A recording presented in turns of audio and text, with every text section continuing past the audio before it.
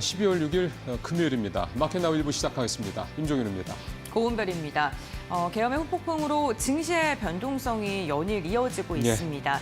이거래일간 우리 시장은 하락을 하면서 코스피는 시가총액 2,000조를 주저앉는 그런 모습도 연출이 됐는데요. 네. 앞으로의 방향성에 대해서도 조금 더 생각을 해봐야 될 것 같은 게 개인은 이제는 다시 오르겠지라는 생각 속에서 상승 ETF에 베팅을 하고 있는 반면에 외국인과 기관은 당분간 더 변동성이 나타날 것이다라는 생각을 갖고 인버스에 좀 집중적으로 투자하고 있는 것으로 확인되고 있습니다. 무조건적인 저점 매수 그리고 상승하는 종목이 올라타는 추격 매수보다는 시장 상황을 조금 더 면밀히 확인을 해보고 접근을 해야 되는 다음 주가 또 되지 않을까 싶습니다. 저희도 여러 차례 말씀드리고 있습니다만 이런 비상사태가 발생했을 때 뭐를 가장 중요하게 봐야 되느냐. 결국 밖에서 우리를 어떻게 보느냐 이 부분이 아닐까 싶습니다. 그래서 우리가 대외 신인도 문제를 걱정하는 거고 환율을 쳐다보는 게 아닌가 싶습니다. 외국인들의 이 수급을 보는 거고요. 그렇다면 지금 역시 마찬가지죠. 외국인들 앞서 고앵커 말씀하신 대로 외국인들이 시장을 관망한다. 또 외국인들이 시장을 좀 더 하락할 것으로 본다. 만약에 이런다 그러면 어떻게 보면 시장 분위기는 그렇게 갈 가능성이 높다는 얘기입니다. 이거는 이제 과거에 이런 우리나라의 비상사태가 있었을 때 전례를 참고해서 드리는 말씀입니다. 그러면 심리 상황에서는 이러니 이렇게 되지 않겠냐라는 그런 어떤 나만의 생각 이런 소위 말하는 뇌피셜보다는 외국인들의 움직임을 조금 더 면밀하게 보시면서 그들의 움직임을 어떻게 좀 따라서 하는 뭐 꼭 투자를 한다는 측면보다도 그들이 어떻게 움직이는지를 먼저 보시는 게 요즘 같은 상황에서는 중요한 어떤 투자의 한 방법이 되지 않겠냐 생각이 좀 듭니다. 네, 이제 어느덧 한 주의 마지막 거래일인 금요일입니다. 오늘도 마켓나우 1부와 함께 또 꼼꼼하게 투자 포인트 챙겨가 보시길 바라겠습니다. 자, 모닝 체크로 이어가도록 하겠습니다. 예, 이창용 한국은행 총재입니다. 어제 참 저는 개인적으로 시의적절했다는 생각이 좀 드는데요. 어제 이창용 총재 기자간담회를 가졌습니다. 당연히 이제 여러 가지 최근 현안들에 대한 비상계엄 사태 이후 여러 가지 현안들에 대한 기자들의 질문이 이어졌고요. 이창용 총재의 답변을 크게 한 네 가지 정도로 제가 좀 요약을 좀 해보면 이렇습니다. 환율은 많이 올랐다. 하지만 천천히 내려갈 것이다. 물론 추가적인 돌발 악재가 없을 것이다라는 전제입니다. 두 번째, 통화정책은 일각에서는 선제적으로 금리를 더 내려야 되는 게 아니라 이런 얘기도 나오고 있는데 금리를 내리려면 경제 전망이 바뀌어야 된다. 근데 지금 한국은행에서 바라보는 경제 전망은 바뀐 게 없다. 그래서 선제적으로 금리를 인하해야 될 필요성을 못 느낀다. 이거는 블룸버그와 인터뷰에서도 했던 그대로입니다. 마지막, 그다음에 세 번째, 한국경제 신인도. 비상계엄 사태 때문에 한국경제 신인도에 일부 훼손이 있을 수 있는 부분은 인정을 한다. 다만 우리 경제에 펀더멘탈에 문제가 없기 때문에 이 부분도 회복될 것으로 본다. 환율과 같은 얘기죠. 마지막으로 향후 변수가 뭘 것이냐라는 질문에 대해서 트럼프 2기 정부 출범 이후에 경제 정책들이 구체적으로 나올 텐데 사실 그때 가서야 어떻게 보면 우리 경제에 우리 특히 수출에 미칠 영향들 이런 부분들에 대한 면밀한 판단이 가능할 것 같다. 이렇게 좀 한 발 조금 신중한 입장을 좀 내비쳤습니다. 네, 일단 한국은행 총재 이렇게 얘기를 했습니다. 근데 이게 한국은행 총재만 이런 얘기를 할 게 아니라요. 기재부 장관 나와야 됩니다. 기재부 장관 나와서도 국민들이 좀 우려하는 우리 경제에 대해서 정부가 이렇게 잘 대응할 것이다. 적어도 립 서비스라도 해야 됩니다. 근데 아직 그런 얘기는 없습니다. 자, 두 번째 이슈로 가보겠습니다. 예. 비상계엄 사태, 보통 이런 일이 있을 때 우리 정부는 미국과 사전에 협의를 한다거나 아니면 적어도 우리 이렇게 할 거야라고 사전에 통보를 하는 게 그동안의 관례였습니다. 근데 이번에는 사후 통보조차도 안 됐다라는 게 현재까지 좀 파악되고 있는 상황입니다. 미국 측 입장에서 봤을 때는 굉장히 불쾌한 게 일단 첫 번째일 것 같고 두 번째는 굉장히 한국 현재 정부를 불안하게 볼 수밖에 없다라는 그런 지적들이 나옵니다. 일단 미국의 국방장관 이 오스틴 장관이 다음 주에 한국 오려고 그랬는데 취소했고요. 기사로 좀 나왔습니다. 사우디 왕자도 한국 방한 취소를 했습니다. 그다음에 미국 국무부 쪽에서 나오는 반응이 좀 이례적입니다. 외교관들이 하는 발언층은 굉장히 좀 셉니다. 일단은 미국 국무부 부장관인데요. 한국의 비상계엄 발표를 굉장히 불법적인 과정이다라고 이렇게 비판을 했습니다. 이렇게 쉽게 얘기하기 쉽지 않거든요. 근데 이렇게 얘기를 했고요. 그다음에 눈여겨볼 대목이 제이크 설리반 백악관 안보보좌관, 그다음에 필립 골드버그 주한 미국 대사입니다. 이 두 사람이 멘트는 똑같지는 않지만 비슷한 뉘앙스의 이런 얘기를 했습니다. 한국의 민주주의의 회복력을 굉장히 고무적으로 바라보고 있다. 그러니까 이 얘기인데 이게 이제 사실은 뭔 얘기야 싶은 생각이 들 수 있는데 이걸 이제 외교적인 수사기 때문에 이거를 좀 해석을 해보면 이런 내용입니다. 그러니까 지금의 계엄 선포는 윤석열 대통령 개인의 어떤 일이지 이게 한국 정부 또는 한국 전체와 직접 연결되는 건 아니다. 그러니까 한국과 윤석열 대통령을 이렇게 분리시키는 이런 식의 좀 접근 방식이 이루어지고 있다 이런 얘기거든요. 이건 사실 어떻게 보면 우리로서는 다행일 수도 있긴 합니다. 왜냐하면 대외 신인도 문제에 있어서 대통령과 정부를 같이 본다 그러면 대외 신인도가 급락할 여지가 굉장히 높은 건데 일단 이거를 분리해서 본다라는 것. 또 미국에서 한국이 아시아 태평양 쪽에서 뭐 안보뿐만 아니라 경제적으로도 상당히 좀 중요한 동맹국이고 협력국이다라는 거에 대한 부분을 재확인시켜줬다. 이건 사실 우리 국민들한테 들으라고 하는 얘기 같기도 합니다. 이런 부분들이 이제 앞으로 이제 어떤 식으로 작용할지 이게 상당히 좀 중요한 또 우리 시장에서도 이런 대목들을 어떻게 읽어낼지가 상당히 중요한 포인트라고 볼 수가 있겠습니다. 마지막으로 고려아인 얘기 좀 잠깐 하겠습니다. 어제 200만 원 딱 찍었습니다. 주가 보시면은 뭐 엄청나게 좀 올라가고 있죠. 어제 고려아인 주가가 또 급등했던 이유는 역시 이제 장내 매수 경쟁이 좀 치열하게 벌어져 있기 때문이고요. 최 회장 측에서 지분을 0.3% 정도 포인트 정도 추가로 매수를 했는데 이런 소식들이 알려지면서 이제 더 이제 매수 경쟁이 불붙고 있다 이런 얘기가 나오고 있습니다. 최근 8거래일 동안 121%가 올랐으니 엄청납니다.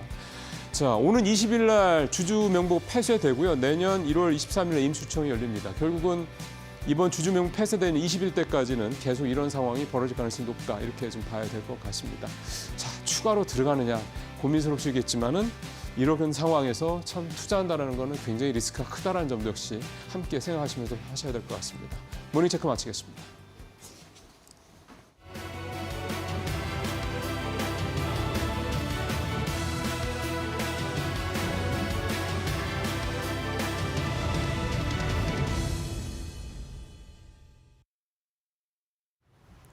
그동안 너무 숨가쁘게 달린 탓일까요? 간밤 뉴욕 증시 3대 지수는 일제히 하락하면서 숨고르기 모드에 본격적으로 들어갔습니다. 그렇다고 해서 큰 폭의 하락을 보이진 않았는데요. 나스닥이 0.1%, S&P 500은 0.19% 내렸고 다우가 0.5%대 하락을 보였습니다.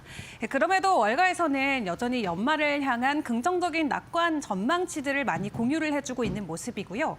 어제까지만 하더라도 엔비디아가 3%대 상승을 하면서 필라델피아 반도체 지수가 급격한 상승을 보였는데 오늘은 반도체주들의 부진이 이날장에서 그대로 드러났습니다. 엔비디아 큰 폭의 하락은 아니지만 약보합권에서 마무리가 됐었고 반대로 테슬라 같은 경우는 3%대 상승 흐름을 만들어내면서 52주 신고가 랠리에 들어가는 모습이 나왔고요. 테슬라 이슈는 추후 뒤에서 다시 한번 점검을 해드리도록 하겠습니다.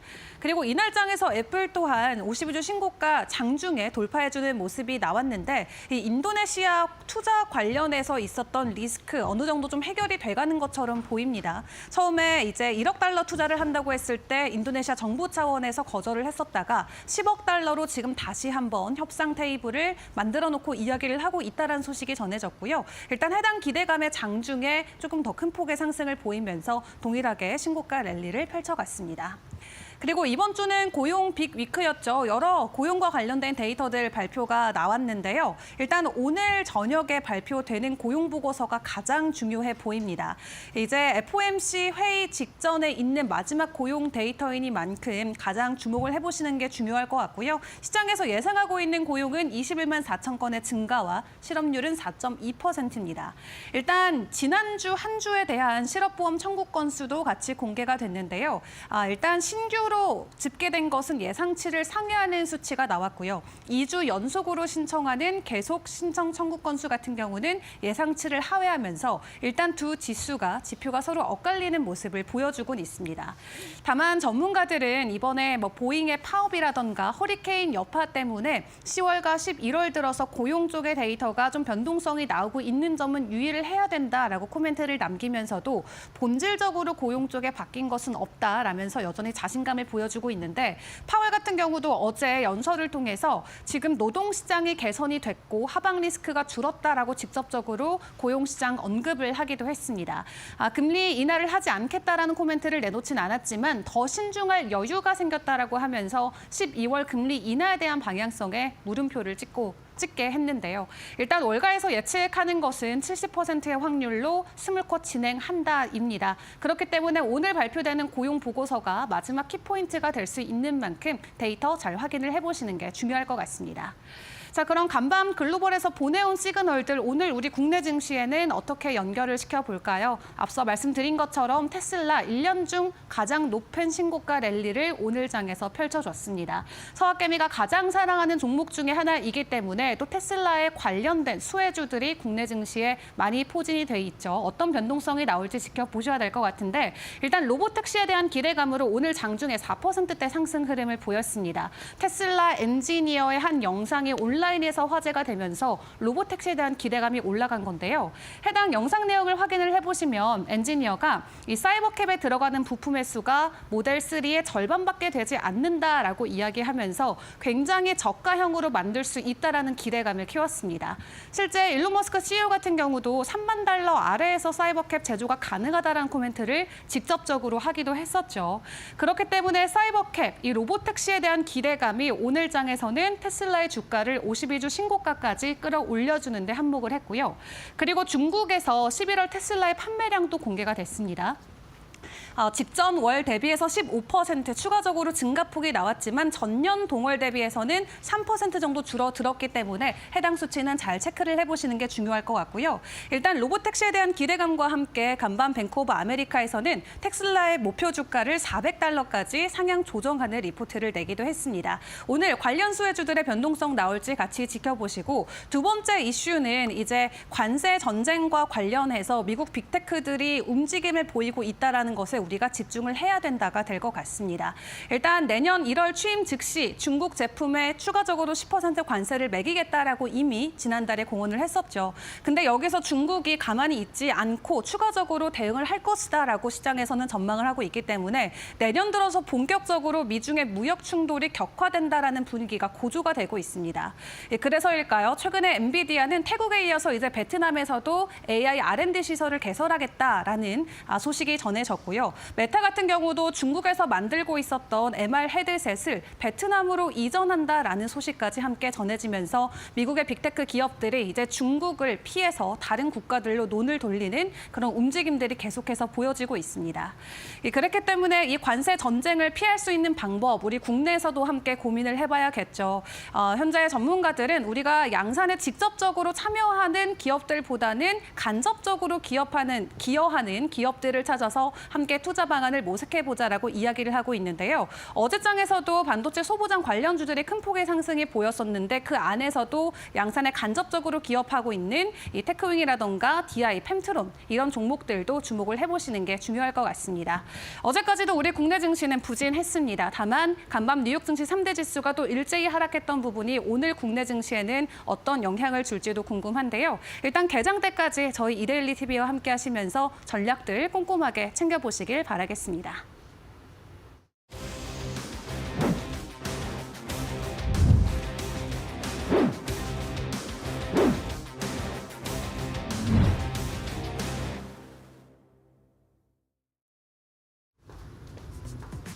정부가 반도체, 로봇, 인공지능 등 글로벌 첨단 기술 패권 경쟁이 치열한 분야에 대한 투자를 대폭 확대합니다.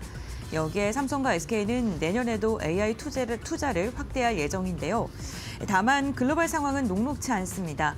TSMC와 엔비디아의 AI 협력은 더욱더 공고해지고 중국은 미국의 반도체 사용을 거부한다는 성명을 발표하기도 했는데요. AI 산업은 앞으로 어떻게 흘러갈까요? 그리고 국내 기업들은 앞으로 어떻게 반응을 할까요? 지금부터 알아보시죠. 네, 12월 6일 금요일 마켓나우 1부는 이슈를 다뤄 이제 본격적으로 문을 열겠습니다. 오늘도 박정식 곽유정 파트너 나오셨습니다. 어서 오십시오. 네, 안녕하세요. 자, 오늘 박정식 파트너가 준비하신 게 AI 반도체 관련된 얘기네요. 네. 최근 들어서 조금 이제 AI 반도체 관련 종목들이 좀 부각을 받는 것 같아서 이제 그런 전반적인 좀 이슈를 다뤄볼까 합니다. 예. 일단 이제 정부가 이제 본격적으로 반도체 로봇 AI 기술 투자에 이제 나서겠다라고 이제 발표를 한 측면도 있고요. 또 반도체 양대 산맥인 삼성전자와 SK 하이닉스가 내년도 인사 조직 개편을 마무리하고 본격적으로 이제 인공지능 반도체 시장 공략에 가속화를 하고 있는 상황이고 기술 역량까지 총 결집을 하고 있습니다. 그래서 앞으로 이 반도체 관련 종목들이 좀 부각을 받을 수 있는 가능성이 존재하는데 특히 이제 이 국내 인공지능 반도체 스타트업 이 리벨리온과 사피온이 합병이 되었습니다. 예, 그랬죠. 그래서 얼마 전에 기사 나왔죠. 네. 그래서 이제 본격적으로 이제 인공지능 칩이 우리나라에서도 이제 생산이 되는 그런 상황이 이제 발생이 되었는데요. 이 기업의 이제 기업 가치가 무려 이제 1조 3천억 정도가 된다고 합니다. 이제 지속적으로 이제 기업 가치는 올라갈 수 있는 여력이 존재할 것 같고 또 이 리벨리온 같은 경우에는 엔비디아를 이제 추격 대상으로 삼고 엔비디아 AI 칩을 대체해 나갈 예정이다라고 지금 밝히고 있고요. 이미 이제 삼성전자가 4나노 공정을 통해서 리벨리온의 이 AI 칩을 생산을 하고 또 HBM3E 12단을 그 칩에 이제 공급을 한다고 합니다. 그래서 리벨리온의 연말 양산 예정 AI 칩인 리벨에 HBM3E 12단 4개가 탑재가 되는 상황인데요. 그렇기 때문에 이제 삼성전자도 본격적으로 이제 HBM의 매출이 좀 늘어나지 않을까라는 어떤 기대감도 현재 나오고 있는 상황입니다.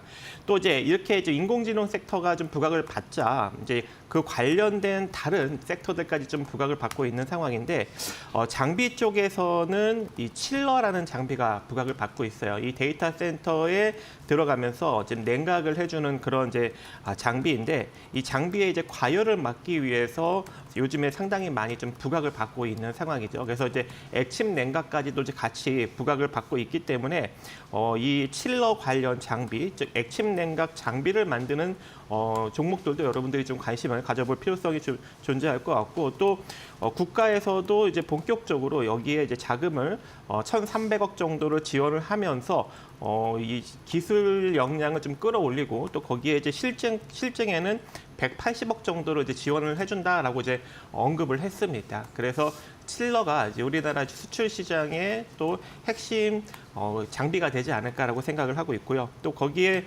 이 고대역폭 메모리가 이제 점차적으로 올라가면서 이 미세 패키징 기술력이 대두가 되고 있죠. 그렇기 때문에 유리기판도 현재 좀 부각을 받고 있는데 이 실리콘 기판보다 이제 미세 공정이 더욱더 쉽게 되기 때문에 유리기판이 아무래도 차세대 이제 패키징 소재로 상당히 좀 부각을 받을 수 있는 여력이 존재할 것 같고 이미 이제 SK 앱솔릭스가 미국 상무부 국가 첨단 패키징 제조 프로그램으로부터 이번에 1,400억 정도 보조금을 받았죠. 연구개발 보조금을. 그래서 앞으로도 이제 이 유리기판 관련 섹터가 지속적으로 부각을 받을 수 있는 여력이 존재할 것 같고 또 기술력 또한 3년 정도 앞서 있고 또 가장 빨리 내년 5월 정도에 본격적으로 양산을 시작한다고 합니다. 그래서 이쪽 섹터를 한번 우리가 서서히 관심을 가져볼 필요성이 있지 않을까 생각하고 있습니다. 예, 설명 잘 들었네요.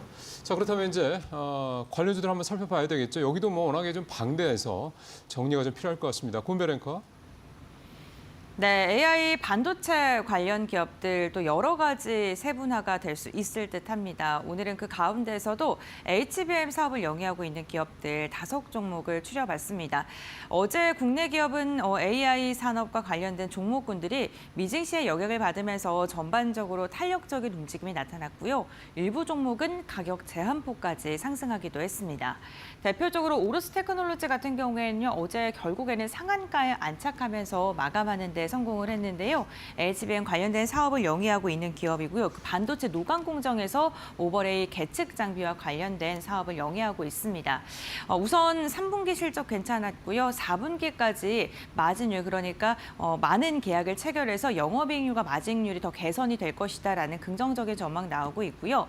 올해 같은 경우에는 지난해와 비교했을 때 100%가량의 영업이익에 대한 성장이 기대된다라는 코멘트도 이어지고 있습니다. 실적이 잘 나올 것으로 기대되는 만큼 주가도 반응을 했고요.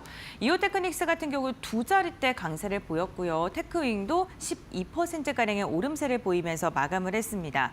두 종목 같은 경우는 반도체 후공정 관련된 기업들이고요. 테스트 공정 장비를 하고 있는 기업들도 이름을 올리고 있습니다.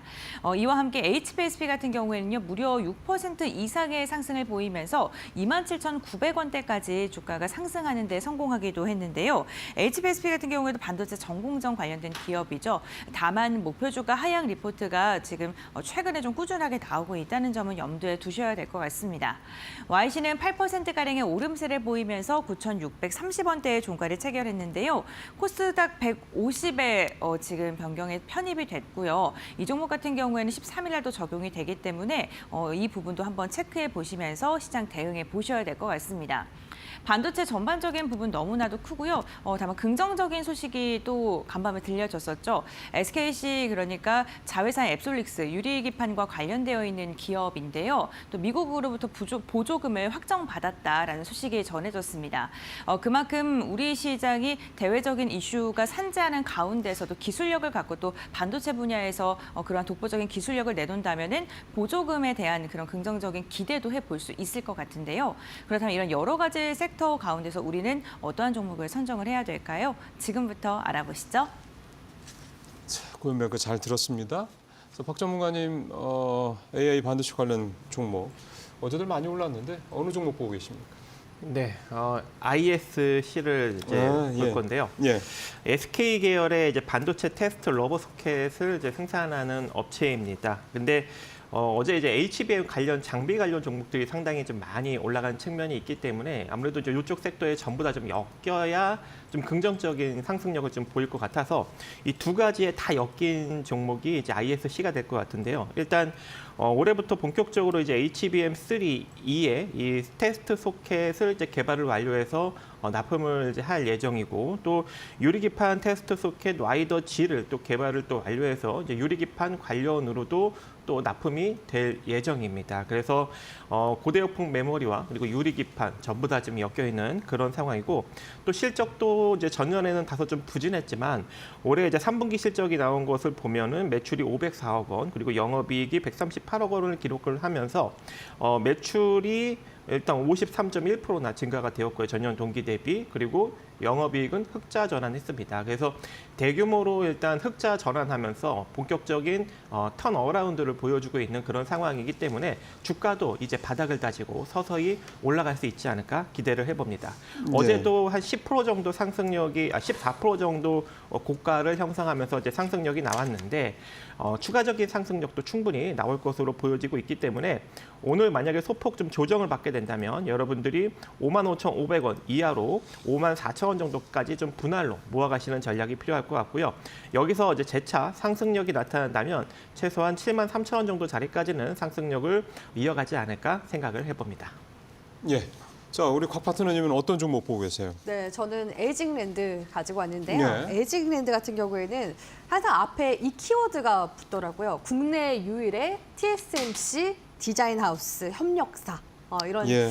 키워드가 붙는데 디자인 하우스가 뭐냐면 반도체를 이제 설계하는 영역이 팹리스고 그렇죠. 그다음에 생산하는 영역이 파운드리잖아요. 파운드리고, 예. 그 사이에서 설계가 되어 있는 것을 파운드리에서 원활하게 생산하기 위해서 재설계를 해주는 게 디자인 하우스라고 보시면 되겠습니다. 일종의 편곡 같은 거군요. 아, 맞습니다. 네. 그래서 이런 이제 디자인 하우스 역할을 하고 있는데 아무래도 이제 TSMC 향으로 영향을 받다 보니까 올해 같은 경우에는 좀 그 상반기에 실적적으로 좀 부정적인 부분들이 있었습니다. 적자 전환했었는데 그래도 이제 4분기 기점으로 해서 실적이 다시금 이제 흑자 전환으로 전환이 될 거다라는 관련 또 기대감이 지금 들어와주고 있는 상황이고요.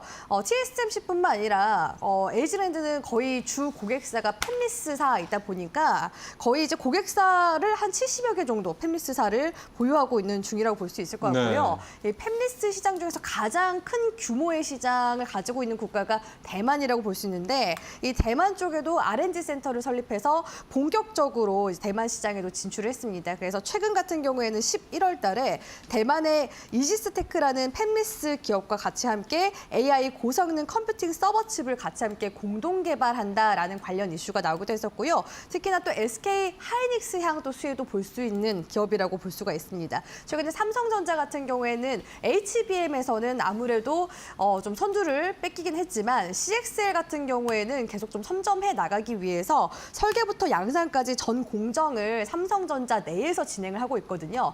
다만 이제 SK SK 하이닉스 같은 경우에는 지금 팹리스라든지 파운드리 이런 공정을 이제 분리를 해서 지금 CXL 컨트롤러를 지금 만들려고 하고 있는 중이기 때문에 이전에도 제가 파두라는 기업을 이제 가지고 오기도 했었는데 SSD 컨트롤러 하는데. SSD 컨트롤러 개발 이제 설계부터 이제 개발하는 거에 있어서도 지금 이 에이징랜드가 참여를 하고 있는 중이기도 하고요. 또 지난 또 11월 달에 이 SK 하이닉스로부터 CXL 컨트롤러 제작에 대한 주문을 또 300억 원치 받은 그런 이력들을 가지고 있기 때문에 TSMC도 잡고 SK 하이닉스도 잡고 싶다 하시는 분들은 에이징랜드를 주목해 보시면 좋을 것 같고요. 최근에 이제 주가 같은 경우에는 아무래도 시장도 많이 좋지 않고 업황 자체가 좀 저조하다 보니까 지금 단기적으로 봤을 때는 거의 예. 바닥권에서 횡보하는 모습이 관측이 되고 있어서 25,000원 구간대만 크게 깨지 않는다면 다시금 이제 반등으로 전환하는지 흐름 보시면서 저가 매수 나서볼 수 있을 만한 그런 종목이라고 보고 있습니다. 그러게요. TSMC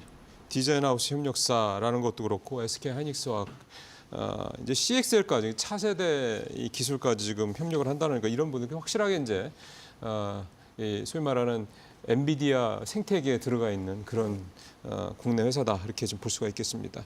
ISC, 에이징랜드 두 회사 봤고요. 자, 두 번째 시로 가보겠습니다. 올 들어 11월까지 농식품 수출액이 100억 달러에 육박하면서 역대 최대치를 기록했습니다.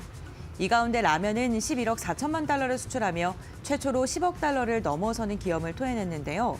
여기에 면류 시장 세계 2위인 인도네시아에서 우리나라 라면에 대한 수입 규제가 해제되면서 국내 라면 업계의 인도네시아 시장 공략은 더 가속화될 것으로 전망됩니다. 다변화되는 수출 라인, 다만 내수 부진은 부담스러운 상황인데요. 라면 기업들의 투자 포인트 지금부터 살펴보시죠. 예. 올 상반기에 상당히 좀 이 음식 업종도 좋았는데 라면 뭐 당연히 선두권이었고 대표적으로 삼양라면 같은 경우 전체 음식 업종도 끌고 갈 때 역시 불닭 이 볶음면이라는 이 상품이 히트를 쳤던 거였지 않습니까? 그래서 라면은 참 많은 분들이 참 좋아하는 메뉴이기도 하고 음식이기도 하고 이게 이제 수출도 잘 된다니까 참 다행이라는 생각도 들기도 하고요. 자, 이제 왜 라면주로 오늘 우리 곽 파트너 가져오셨는지 한번 그 포인트부터 한번 좀 잡아보죠. 일단 지금 환율이 너무 불안정합니다. 긍정적으로 봤을 때는 이제 수출 기업들 입장에서는 또 호재가 될 수 있는 부분들이 있지만 그렇죠. 반면에 또 수출을 하려면 또 수입도 하면서 이제 원재료 같은 것들 수입을 하잖아요. 그렇죠. 그렇기 때문에 라면 관련 기업들 같은 경우에는 수입에 있어서는 아무래도 밀가루나 팜유 등의 원자재 수입 때문에 오히려 좀 부담으로 작용이 될 수가 있어서 네. 지금 삼양식품 외에 뭐 농심이나 오뚜기 같은 경우에는 주가가 좀 저조한 움직임을 보이고 있거든요. 그래서 지금 대부분의 식품 업계들이 환율 때문에 지금 너무 힘든 상황이다라고서 입모아서 이야기를 하고 있는 중이라는 점, 이 부분은 좀 체크를 하고서 넘어가시는 게 좋을 것 같고요. 그렇기 때문에 지금 오히려 국내 이제 내수보다 해외 쪽에 비중이 많은 곳들 이제 위주로 우리 시청자분들이 좀 더 박리담회로 판매가 될 수 있는 그런 곳들 위주로 좀 옥석가리가 필요한 시점이다라고 보여집니다. 예. 그리고 최근에 또 그 계엄령이 있었잖아요. 이게 일시적인 매출 상승이긴 한데 기존에 사재기? 네, 예. 1980년대 이제 세대를 이제 사셨던 그런 이제 분들 같은 경우에는 특히 이제 50대, 60대 연령층에서 이 비상 계엄이 떨어지자마자 편의점에 이제 바로 달려가서 즉석밥이라든지 라면 이런 것들 이제 사재기한 현상이 일어섰다고 하더라고요. 예, 예. 그래서 실제로 일시적으로 이제 그 비상 계엄이 있었던 날에는 라면 매출이 한 2~3배 가량 이상 늘었다고 하고요.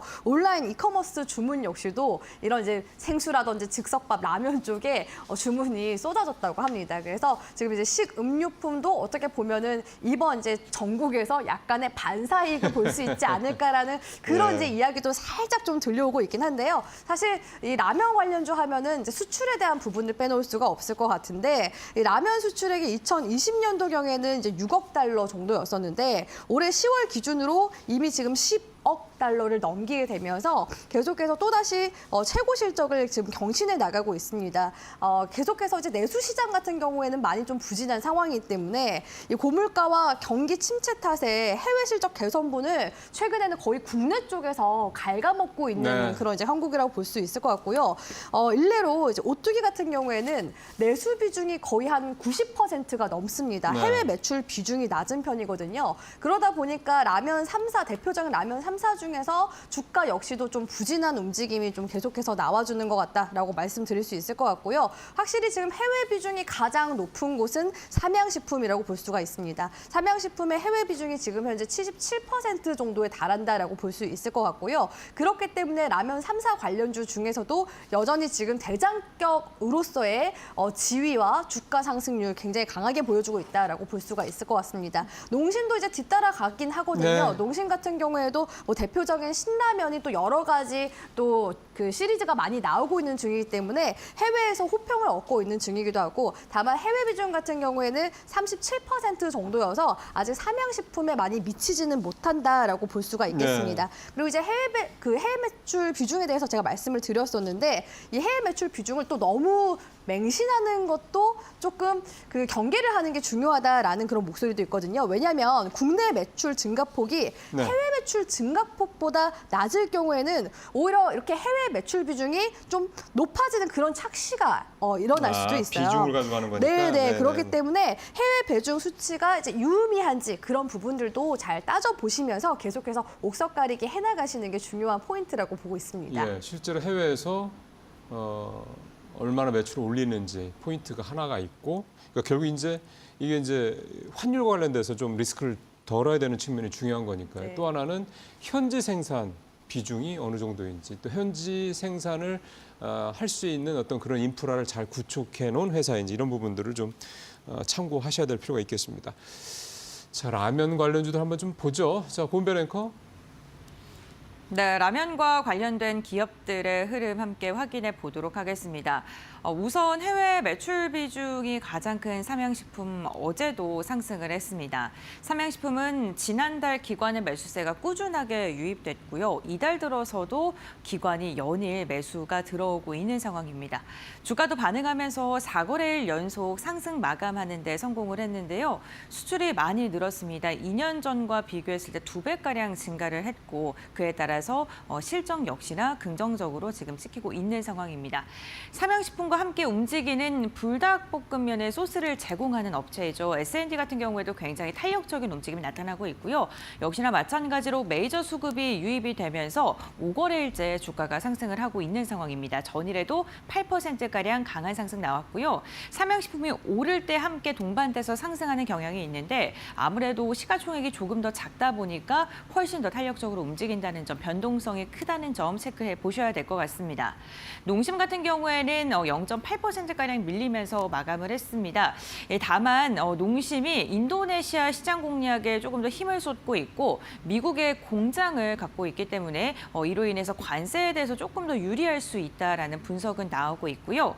오뚜기 같은 경우에는 앞서 전해드린 바처럼 국내 비중이 굉장히 큰 기업입니다. 그렇기 때문에 3사 중에서는 어제도 하락폭이 좀 가장 컸다는 점도 체크해 보셔야 될 것 같고요. 풀무원 같은 경우에도 4.8%가량 하락하면서 전일 종가를 체결했습니다. 라면 가운데서도 종목별로 희비가 굉장히 엇갈리고 있는 상황인데요. 우리가 눈여겨봐야 될 종목은 어떤 게 있을까요? 지금부터 알아보시죠.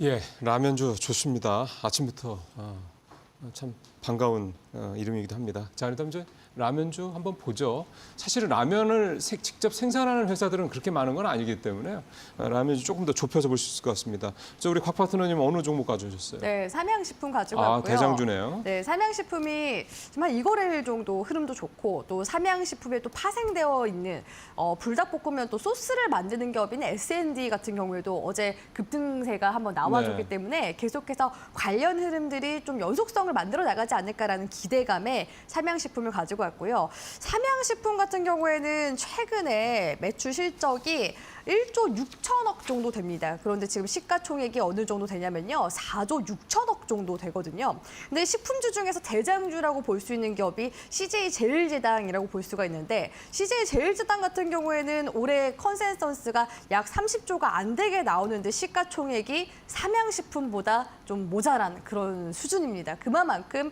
삼양식품이 올해는 식품주로서 계속해서 좀 대장주 역할을 하면서 시가총액 역시도 계속 좀 우위를 뽐내고 있는 모습들이 관측이 된다라고 볼 수 있을 것 같고요. 앞서서 앵커님이 브리핑 주신 것처럼 최근에 우리 국내 라면 기업들이 인도네시아 시장을 네. 계속해서 좀 선점해 나가기 맞아요. 위해서 많이 좀 진출을 해나가고 있는 중이라고 볼 수가 있겠습니다. 인도네시아 시장 같은 경우에는 즉석 면류 시장에서 약 2위에 해당하는 나라라고 볼 수가 있는데요. 인구 자체만 보더라도 인도, 중국, 미국에 이은 세 번째 인구 대국이라고 볼 수 있습니다. 또 젊은 층도 많고 그만큼 또 라면 소비량도 많기 때문에 인도네시아 시장을 또 선점하는 것도 굉장히 좀 중요하다고 볼 수가 있을 것 같은데요. 최근에 인도네시아 같은 경우에는 그 라면과 관련된 식품 쪽에 규제가 좀 해제가 된 그런 측면이 있기 때문에 향후 이제 통관 시간과 비용에 대한 부분들이 크게 좀 줄어들 것으로 기대가 되고 있어서 인도네시아 시장에 대한 전망들이 지금 계속 긍정적으로 나오고 있는 중이라고 볼 수 있을 것 같고요. 삼양식품 같은 경우에는 2019년도에는 일본, 그리고 2021년도에는 중국과 미국, 그리고 이번에 인도네시아 시장 진출까지 네 번째 지금 해외 법인에 해당한다고 볼 수가 있겠습니다. 그렇기 때문에 인도네시아 쪽에서 이제 진출하기 위해서 기존에도 이미 여러 가지 인증을 또 받아놓은 그런 상황이라고 볼 수가 있을 것 같고요. 보니까 한국 라면 중에 처음으로 할랄 인증을 받았다고 합니다. 네. 그리고 여기서 더 이어나가서 미국 쪽의 진출도 지금 계속 가속화되고 있는 중이잖아요. 네. 이 불닭볶음면 또 IP도 확장이 돼서 불닭 떡볶이와 같은 그런 이제 제품들도 월마트에 지금 입점이 되어 있는 상황이고요. 불닭 떡볶이 같은 경우에도 현재 60여 개국에 수출이 되고 있는 상황입니다. 더더욱 이제 또 기대가 되는 부분은 공장 증설에 대한 부분이라고 볼 수 그렇죠. 있을 것 같은데요. 물론 이제 해외 전진 기지가 있으면 예. 좋을 것 같은데 밀양 2공장이 빠르면 내년 6월에서 늦어도 7월 달에 상업 생산에 들어갈 것으로 예. 지금 예상이 되고 있고 이곳에서 이제 미국에 수출이 되는 그런 물량들 대부분이 만들어질 것으로 예. 기대가 됩니다. 그래서 과거 밀양 1공장 같은 경우에는 인력 수급 등의 문제로 정상화하기까지 약 한 1년 반 정도의 기간이 소요가 되기도 했었는데요. 이번에 이제 밀양 2공장 같은 경우에는 1공장 인근에 위치했기 때문에 생산 안정화 과정까지도 더더욱 빠를 그러게요. 것으로 기대가 된다라고 볼 수가 있겠습니다. 그래서 향후 생산 능력 역시도 기존 대비 한 40% 이상 더더욱 증가가 될 것으로 기대가 되기 때문에 삼양식품의 주가 상승세에 조금 더 기대를 해보셔도 괜찮을 것 같다라고 말씀드리고 싶고요. 예. 지금 현재 60만 원대인데 70만 원 부근대까지 다시금 쌍봉 구간대까지는 흐름을 만들어 나가지 않을까라고서 기대해 보도록 예. 하겠습니다. 삼양식품 참 좋네요. 예, 특히 이제 공장 그러니까 생산 캐파를 계속 늘려간다라는 거, 또 여전히 수요가 공급에 비해서 좀 많다라는 거. 그리고 아직도 지금 60여 개국에 수출해야 된다고 그러니까 아직도 안 판 나라가 되게 많다라는 거죠. 그러니까 앞으로도 팔로도 충분히 좀 늘어날 수 있다. 이런 성장성도 좀 기대가 된다. 이렇게 봐야 되겠습니다. 자, 마지막으로 우리 박 전문가님 라면주 농심인가요? 네, 농심을 안 할 수 없을 것 그렇죠. 같습니다. 네. 일단 이제 농심은 아까도 이제 고은배 아나운서님이 이야기해 주셨다시피 미국에 공장을 갖고 있죠. 그래서 로스앤젤레스에 이제 1공장 2005년에 진출을 했고 2공장은 이제 2022년에 가동을 시작했는데 이번에 이제 2공장 증설을 했습니다. 이 용기용 고속 라인을 이제 추가했다라고 하면서 이 컵라면 시장을 좀 본격적으로 좀 공략을 하는 것이 아닌가라고 풀이가 되고 있고 또 이 작년 국내 컵라면 시장 매출이 처음으로 1조 원을 넘어서면서 올해도 가파르게 매출이 좀 증가가 되고 있다고 합니다. 그래서 해외에서도 이 컵라면 인기가 이제 지속적으로 좀 증가가 되고 있는 것으로 보여지고 있기 때문에 그거에 맞춰서 지금 라인을 증설을 한 상황이고요. 이번에 이제 불닭볶음면이 굉장히 좀 핫하자 이 까르보 불닭 경쟁 상품으로 이 툼바라는 제품을 신제품을 현재 만들어냈는데 이 출시 2달 만에 1,100만 개 판매가 되었다고 합니다. 한마디로 인기몰이를 굉장히 하고 있는 상황이죠. 그래서 이제 농심도 서서히 이런 이제 라면에 좀 긍정적인 이제 시너지를 받지 않을까라고 생각을 하고 있고. 지금 현재 이 삼양식품이 매출이 1조 6,746억 원이고 그리고 농심이 3조 4,767억 원인데 영업이익적인 측면에서 조금 차이가 있습니다. 일단 이 삼양식품은 3,364억 원을 전년도에 기록을 했는데 농심은 1,926억 원을 기록을 했거든요. 그래서 영업이익률 측면에서 삼양식품이 한 2배 정도를 지금 상당히 높게 차지하고 있기 때문에 아무래도 그래서 시가총액도 좀 높지 않을까라고 생각을 하고 있는데 농심도 이제 서서히 영업이익을 만약에 이제 키우게 된다면 현재 시가총액이 2조 원대 정도 수준밖에 안 되고 이제 PBR 기준으로 1 미만이기 때문에 적어도 2배 정도 한 4조 원대까지 그 삼양식품 정도 수준의 시가총액은 충분히 만들어내지 않을까라고 생각을 하고 있어요. 그래서 장기적인 측면으로 지금부터 한번 잘 모아가시고 한 2배 정도 중장기적으로 한번 노려보신다면 충분히 좀 긍정적인 결과를 만들어갈 수 있을 것으로 보여지고 있고 지금 예. 저점을 좀 잘 다지고 있습니다. 그래서 34만 원대 이하로 한번 천천히 한번 모아가시는 네. 전략이 필요할 것 같고 60만 원대까지 다시 한번 중장기적으로 한번 노려보시면 좋을 것 같습니다. 예, 라면주 관련해서는 1등, 2등주죠. 삼양식품, 그다음에 농심이 두 회사를 살펴봤습니다. 자, 오늘 두 분 말씀 고맙습니다.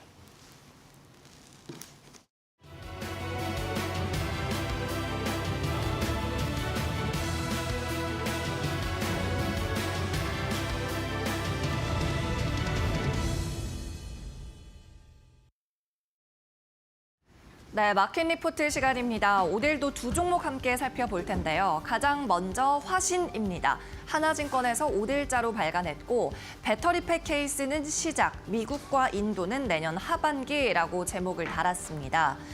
지난 3분기 매출은 4,100억 원가량 나왔고요. 영업이익은 63억 원을 기록했습니다.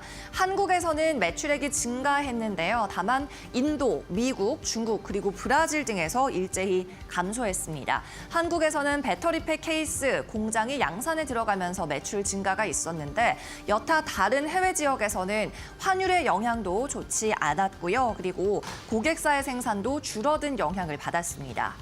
4분기에는 그래도 실적이 더 개선될 전망입니다. 다만 영업이익률이 2.5%로 수익성은 여전히 낮게 나타나겠습니다. 그래도 3분기보다는 실적이 개선되겠습니다. 목표 주가는 따로 달지 않았는데요. 뒷장에서 더 자세히 살펴보시죠. 네, 화신에 관해 더 자세히 살펴보도록 하겠습니다. 경북 영천의 배터리팩 케이스 공장 그리고 자동차 샤시 공장에 800억 원의 초기 투자금이 들었습니다. 이 공장에서 7월부터 현대차 그룹향 전기차 모델로 납품이 시작됐고요. 특히 지난 3분기 캐스퍼 EV를 주력으로 86억 원의 매출이 발생했습니다.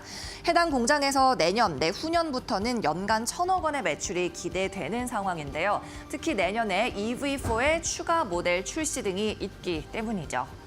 또 미국 조지아 공장에서도요. 현대차 그룹의 메타플랜트 아메리카로 주력 제품 공급에 나설 계획이고요. 해당 공장은 내년 상반기에 완공하고 시범 운행을 거쳐서 내후년부터 2025년 하반기부터는 매출이 발생할 수 있을 걸로 보입니다. 현재 화신 주가가 많이 하락했지만 실적도 그만큼 시장의 눈높이를 하회하는 결과를 내놨죠. 현재 밸류에이션이 P2의 5배, 5배 하단에서 거래되고 있고 PB 0.5배 초반으로 계산되고 있습니다. 아무래도 화신에 투자할 때 가장 걱정되는 점은 단일 고객사, 즉 현대차 그룹에 대한 의존도가 너무 높은 것 아니냐일 텐데요. 그리고 여기에 더해서 사업의 비용 구조상 고정비 부담도 높은 편입니다.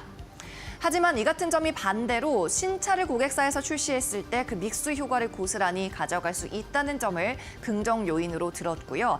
또 조지아와 영천에 완공될 이 신규 공장이 매출액이 늘어나면서 어느 정도 만회해 줄 것으로 이야기가 되고 있습니다. 다만 해당 공장들은 규모의 경제 효과를 누리기 위해서는 어느 정도 기간이 필요할 걸로 보이는데요. 이 사업 구조 특성상 초기 투자 비용이 많이 들어가고 고정비 부담도 높기 때문입니다. 네, 계속해서 다음 리포트도 살펴보겠습니다. 이번에는 기업은행에 대해서 다룬 LS증권의 리포트고요. 전날 있었던 기업가치 재고 계획에 대해서 다뤘습니다. 결론적으로는 상대적으로 목표 수준이 낮다고 제목에 달았네요. 전날 발표한 주주 환원 정책을 들여다보면 ROE 10% 목표를 달성하겠다고 발표했고요. CET 원비율을 12.5%까지 끌어올려서 배당 성향을 중장기적으로 40% 목표로 하겠다고 밝혔습니다. 다만 이 같은 밸류업 정책에 자사주 매입과 소각은 포함하지 않았는데요. 아무래도 지배구조 특성상 정부가 대주주로 있고 중소기업을 지원한다는 존재의 목적이 있기 때문에 공공적인 역할 수행에 은행에 기인한 것으로 보입니다. 목표 주가는 15,500원의 기존 수준을 유지했고요. 투자 의견도 기존에 보유 유지했습니다. 다음 장에서 더 자세히 살펴보죠. 네, 4대 금융 지주와의 비교를 나타낸 모습입니다. 일단 재고 계획 비교가 왼쪽에 있고요. 또 총 주주 환원 수익률도 잠시 후에 비교해 보겠습니다. 기업은행 같은 경우에는 지난해 배당 성향이 나쁘지 않았습니다. 29.4%였는데요. 지난해 4대 은행의 평균 배당 성향인 27%를 웃도는 수준이었죠. 둘 다 연결 기준입니다. 다만 자사주 소각과 매입을 진행하지 않았기 때문에 총 주주 환원율을 살펴보면 4대 은행 평균인 35.1%를 기업은행은 밑도는 수치를 보였습니다. 그렇다면 이번에 제시된 배당 성향은 어떨까요? 중장기적으로 40% 목표를 제시했는데 이는 별도 기준입니다. 비교가 쉽도록 연결 기준으로 바꿔서 환산해보면 36%가량이죠. 2024년과 2025년 사이 4대 은행 금융지주의 총 주주 환원율은 40%인데 여기에 살짝 못 미치고 있는 상황입니다. 총 주주 환원 수익률도 한번 비교해 보겠습니다. 기업은행 같은 경우에는 배당 수익률이 나쁘지 않습니다. 파란색 그래프만 확인해 보면 배당 수익률이 7.7%로 기존의 다른 4대 은행의 평균 대비해서 훨씬 높은 수준 기록하고 있는데요.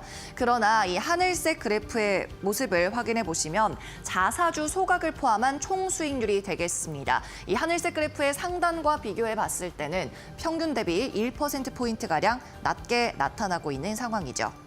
다만 기업은행은 정부의 가계대출 규제에 따른 영향은 다른 은행보다 덜 받을 것으로 보이고요. 님 하락 방어에도 유리한 구조라고 적었습니다. 다만 이번에 제시한 ROE 10% 달성 목표, 이자율 성장이 둔화되고 있어서 달성하기 쉽지 않은 과제라고 평가하고 있습니다. 네, 지금까지 마켓 리포트에서 전해드렸습니다.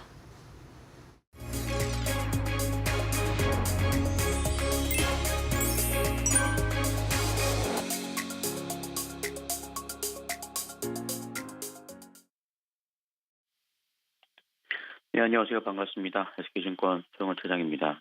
오늘 우리나라 시장 금요일장으로서 상당히 좀 쉽지 않은 장세가 좀 이어질 수 있다라는 점들을 염두에 두고 좀 살펴보실 필요가 있지 않을까라고 생각을 하고 있습니다. 전일 미국 증시도 좀 조정을 받는 모습들이 나타나줬는데요. 이번 주 금요일 미국 시각으로 가장 중요한 지표인 고용 보고서가 발표를 앞두고 있는 상황입니다. 지금 현재 비농업 지수가 크게 증가할 것이다라는 부분들이 좀 이어지고 있는 상황이지만 현재 미국 시장에서는 반도체 종목들의 상승세가 차익 실현 매물이 좀 나오는 모습들을 보이면서 테마주 장세로서 좀 부진한 흐름들을 좀 보였습니다. 이러한 부분들이 한국 증시에도 부정적인 영향을 분명히 미칠 것으로 예상을 하고 있는 상황이고요. 우리가 한국 지표를 좀 체크해 볼 수 있는 미국 시장의 지표인 MSCI 한국 지수 ETF가 1.24% 하락하는 모습들을 보였습니다. MSCI 신흥지수가 0.66% 상승한 반면에 한국 지수는 1.23% 하락한 점은 물론 반도체 쪽에 대한 영향도 있을 수 있겠습니다만 현재 정치적인 불확실성에 대한 부분들이 유입되면서 좀 이어지는 모습들이었고 특히 장 후반 해외 언론에서는 공매도 허용 가능성이 보도되면서 급작스럽게 좀 낙폭을 좀 확대해 나가는 그런 모습들이 나타나줬습니다. 물론 현재 코스피가 PBR 0.86배에 좀 나와 있는 상황이기 때문에 저평가되어 있는 부분들은 분명하지만 현재 정치적인 불확실성이 좀 해소되는 데 있어서는 상당히 좀 변동성이 좀 심한 좀 테마주 장세가 이어지지 않을까라고 생각을 하고 있습니다. 그런 상황 속에서 좀 관심 있게 살펴보는 종목에 대해서 말씀을 드린다라면 제이시언 시스템 드론 관련된 종목으로서 최근 좀 시세가 좀 나오고 있다는 점을 감안해 보면 눌림목을 활용한 단기 시세를 노릴 수 있는 전략이 유효할 것으로 예상이 되는 만큼 이 점을 좀 참고하셔서 투자 전략에 세워보시면 좋지 않을까라고 말씀을 좀 드리도록 하겠습니다. 이렇게 좀 정리를 해드리도록 하겠고요. 지금까지 SK증권 2002점 서영원 차장이었습니다. 감사합니다.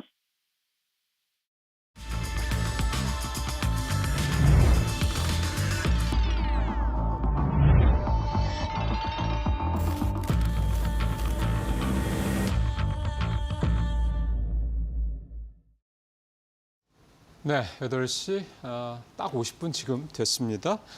자, 계속해서 마켓 스탠바이 시간 이어가겠습니다. 오늘도 신일섭 위원, 고은별 앵커와 함께하겠습니다. 신일섭 위원 어서 오십시오. 자, 뉴욕 시장 오늘 조금 쉬는 분위기였고요. 오늘 뭐 딱히 두드러진 뭐 그런 모습이 나타나지는 않았고 결국은 다시 이제 우리 시장 쪽 관련해서는 이제 이 비상계엄 사태 이후의 문제 이 부분으로 좀 또 집중을 좀 해봐야 될 것 같습니다. 자, 신 위원님, 탑3 오늘 어떻게 좀 준비하셨어요? 네, 하나투자증권의 강세입니다. 일단 두나무 지분 관련주고요. 뭐 우리나라에 우리 기술 투자도 있고 몇 개 있죠. 지금 뭐 비트코인이 굉장히 강세여서 비트코인을 포함한 지금 가상화폐 시장 거래 대금이 우리나라의 지금 거래 대금보다 높다. 뭐 시가총액을 제쳤다. 뭐 이런 얘기가 있는데 자, 코인에도 밀리는 시장입니다. 자, 비트코인 강세에 따른 수혜 그리고 이제 하나그룹의 ETF가 나온다고 하는데 물론 하나에어로스페이스가 지금 그 비중이 가장 높게 들어가겠지만 하나그룹 재계 7위라고 합니다. 재계 7위에 하나그룹 ETF가 출시된다. 여기 하나투자증권도 들어가서 이런 수혜들 뭐 지금 증권 업종이 좋아서 뭐 키움증권을 필두로 뭐 골고루 가는 그건 아니고요. 지금 두나무가 지금 비상장인데 장외시장에서 주가가 상당히 좋아요. 지금 빗썸이랑 두나무가 둘 다 비상장 거래소에 지금 상장되어 있는데 가상화폐 거래소 아닙니까? 지금 그 주가가 최근 사이에 뜨겁게 지금 오르고 있어요. 장외에서도. 그러니까 지금 이런 관련주들이 장 내에 있든 장 외에 있든 다 같이 지금 연결고리를 갖고 움직이고 있다는 것입니다. 그래서 하나투자증권이 강세를 보이고 있고 그다음에 두 번째 반도체 후공정 장비주의 강세입니다. 그나마 정상적으로 어제 반도체 후공정 장비가 반등을 하던데 자, 테크윙이랑 YC라는 이 종목들 두 개죠. 이 두 개가 그 전에 반도체 소부장이 굉장히 좋았을 때 정말 뜨겁게 움직였거든요. 그 다음에 이제 한미반도체랑 지금 이수페타시스가 무너진 가운데 테크잉이랑 YC는 10개월 선과 20개월 선에 걸려 있어요. 그러니까 지금 저기 보시면은 한미반도체나 이수페타시스는 연초에 그 시작된 지점 처음으로 돌아가 버렸거든요. 근데 예를 들어 테크잉 같은 경우에는 아직도 지금 급등한 뒤에 지금 10개월 선에 딱 걸쳐 있습니다. 장만 좋았다면 다시 한번 상승했을 타이밍인데 제가 봤을 때는 좀 아쉽고요. 어제 그래도 어쨌든 반등을 했는데 역시 후공정단에 기회가 많이 오는 것이었죠. 전공정단에서 이제 더 이상 숫자를 확확 낮추면서 발전하기가 상당히 어려워진 가운데 후공정의 패키징이나 테스트 혹은 장비 업체들이 굉장히 두각을 나타내는 흐름이 있었습니다. 거기서 이제 우리나라가 끊겨버렸지만 지금 반도체주가 안 좋으면서 어저께 테크잉 IC가 다시 강세를 보였고요. 이게 좀 기세를 이어갈 수 있을런지는 지켜봐야 될 것 같습니다. 세 번째는 고려아연이 종가 200만 원으로 마감을 정확히 200으로 마감을 했더라고요. 정말 대단하지 않을 수가 없는데 물론 저도 그때는 고려아연 같은 것들 이제 쩐의 전쟁이니까 저기 웬만한 그 새우가 껴서는 견디지 못한다. 그래서 비중을 좀 적게 가져라고 했는데 사실은 지금 이렇게 용기 있는 자가 만약에 여기 비중을 쏟았다면 정말 대박이 나셨겠죠. 지금 코스피 코스닥이 다 안 좋은 가운데 지금 대단합니다. 유가증권 시장 시총 무려 6위에 등극을 했고요. 이렇게 되면 5위도 가시권입니다. 지금 다음 달에 임시주주총회가 있는데 와, 지금 한판 진짜 전쟁이 벌어지겠죠. 임시주주총회에서 누가 더 많은 그 우위를 차지하는가. 그 전에 이제 지분율 경쟁이 점입가경에 달고 이제 한 달 정도 남았기 때문에 더욱더 치열하리라 생각이 됩니다. 각 자기만의 우군과 백기사들을 싹 다 끌어모아가지고 지분을 한 톨이라도 더 모으려는 이 시도들이 극에 달하지 않을까 이런 생각이 들고요.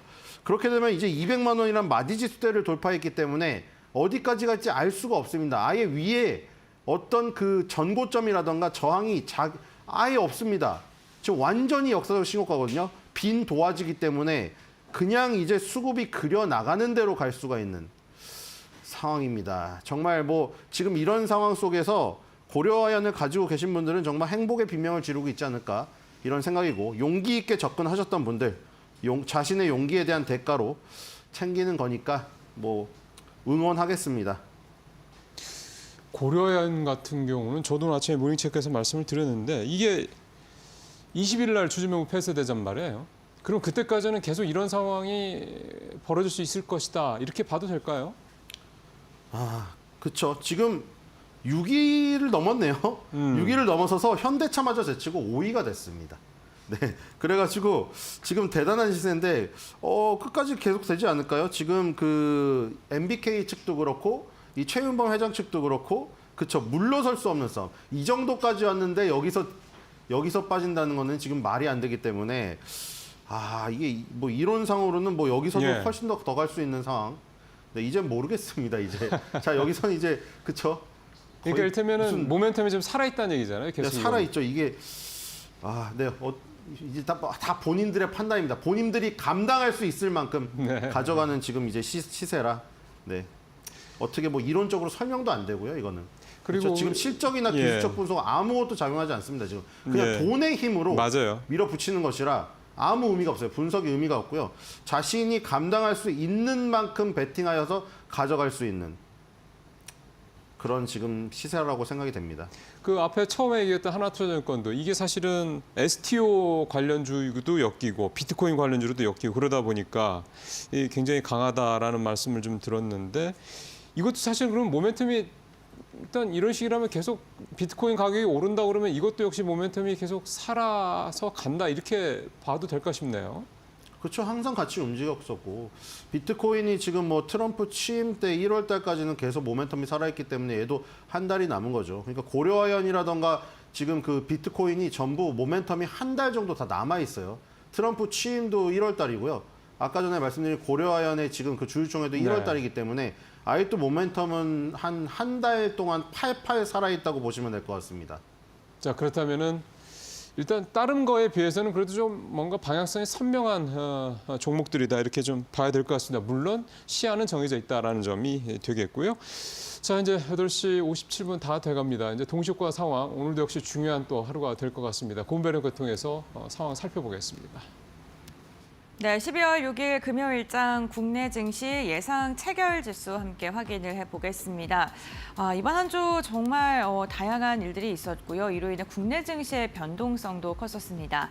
아직은 정치적 불확실성이 남아있는 가운데 내일 탄핵소추안에 대한 그 이슈가 남아있기 때문에 오늘까지는 우리 시장이 경계감은 이어질 것으로 전망되고 있는데요. 오늘 양시장은 일단 동시효과 상황 속에서는 엇갈린 모습으로 출발을 준비 중에 있습니다.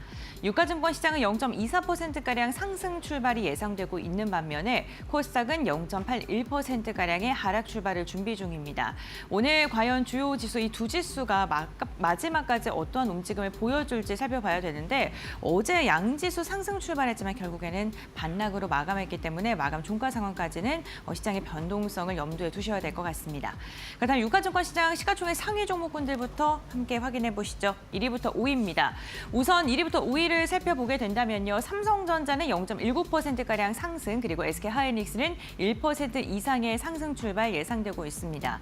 간밤 미증시가 차익 매물이 나오면서 한 걸음 쉬어가는 분위기였는데 오늘 국내 증시는 그래도 좀 반도체 기업도 괜찮을 것으로 보이는데요. SK 자회사인 앱솔릭스가 미국에서 보조금을 받는 게 확정됐다라는 소식이 전해지면서 이에 대한 기대감 나타나고 있고요. TSMC가 이 파운드리 분야에서 삼성전자를 격차를 더 벌렸다는 소식이 전해짐에도 불구하고 삼성전자 오늘 상승 출발 준비 중에 있습니다. 2차전지 LG 에너지솔루션 0.92%가량 상승으로 출발 준비 중이고요. 삼성 바이오로직스 역시나 0.93%가량 오름세로 출발 준비 중입니다. 반면 현대차는 오늘 1% 이상 빠질 채 출발을 할 것으로 보입니다. 다음 장 함께 확인해 보겠습니다.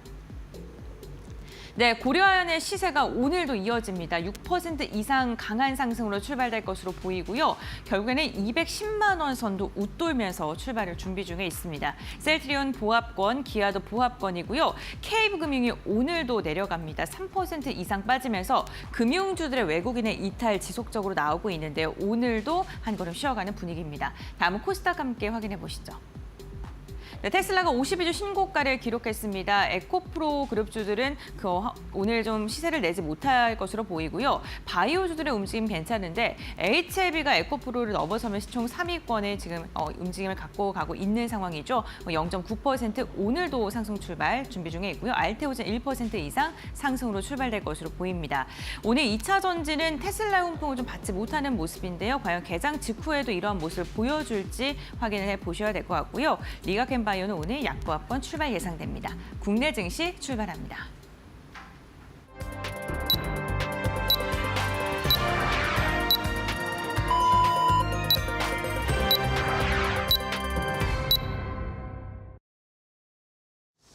네, 자 장이 오늘 12월 6일 금요일장 시작이 좀 됐습니다. 앞서 좀 보면은 좀 엇갈리죠. 지수도 좀 엇갈리고 반도체도 그렇고 2차 전지 쪽도 좀 엇갈리고 오늘 확실한 거는 고려한 하나 올라가는 쪽은 그다음에 내려가는 쪽 확실한 건 금융주 이렇게 딱 동시효과상으로는 구분이 되네요. 이제 실제 이제 지수가 이제 뜨고 이제 움직임들을 보겠습니다. 일단 코스피 0.4% 상승해서 가고 있고요. 코스닥은 코스닥 지금 방금 이제 살짝 플러스로 돌아서는 그런 모습이 좀 나타나고 있습니다. 좀 이제 자세하게 출발 상황 고은별앵커 통해서 좀 두루두루 살펴보도록 하겠습니다. 네, 금요일장 국내 증시 양 지수 일제히 상승으로 출발했습니다. 우선 간밤에 뉴욕 증시 같은 경우에는 고용 데이터를 확인하고 가려는 경계감이 커졌습니다. 연일 사상 최고치를 기록하면서 피로감 속에서 매도 물량이 나왔고요. 3대 지수가 일제히 하락하면서 마감을 했는데요. 아무래도 이 고용 데이터 자체가 17일 날 진행하는 FOMC 회의에서 굉장히 중요한 데이터 역할을 하기 때문에 시장은 한 걸음 물러서서 바라보는 분위기입니다. 오늘 양시장 함께 확인 보면 우선 유가증권 시장은 0.29%가량 상승하면서 2,448선에서 출발을 했고요. 코스닥은 오늘 보합권에서 등락을 거듭하면서 지금 눈치를 보는 모습이 나타나고 있습니다. 현재 구간 다시금 반락했고요. 0.1%가량 하락한 670선에서 출발을 알렸습니다. 오늘 시장이 개장하기 전에 어제 경상수지에 대한 발표가 나왔죠. 10월 같은 경우에는 무역수지가 흑자로 나왔는데요. 특히나 반도체가 시장을 또 이끈 것으로 나타났습니다. 반도체 수출 상승력이 40%가량 전년 대비 증가한 것으로 확인되고 있고 자동차도 5%가량의 상승력을 유지한 것으로 확인됐습니다. 그렇다면 과연 주가에도 반영됐을까요? 시가총액 상위 종목군들 함께 확인해 보시죠.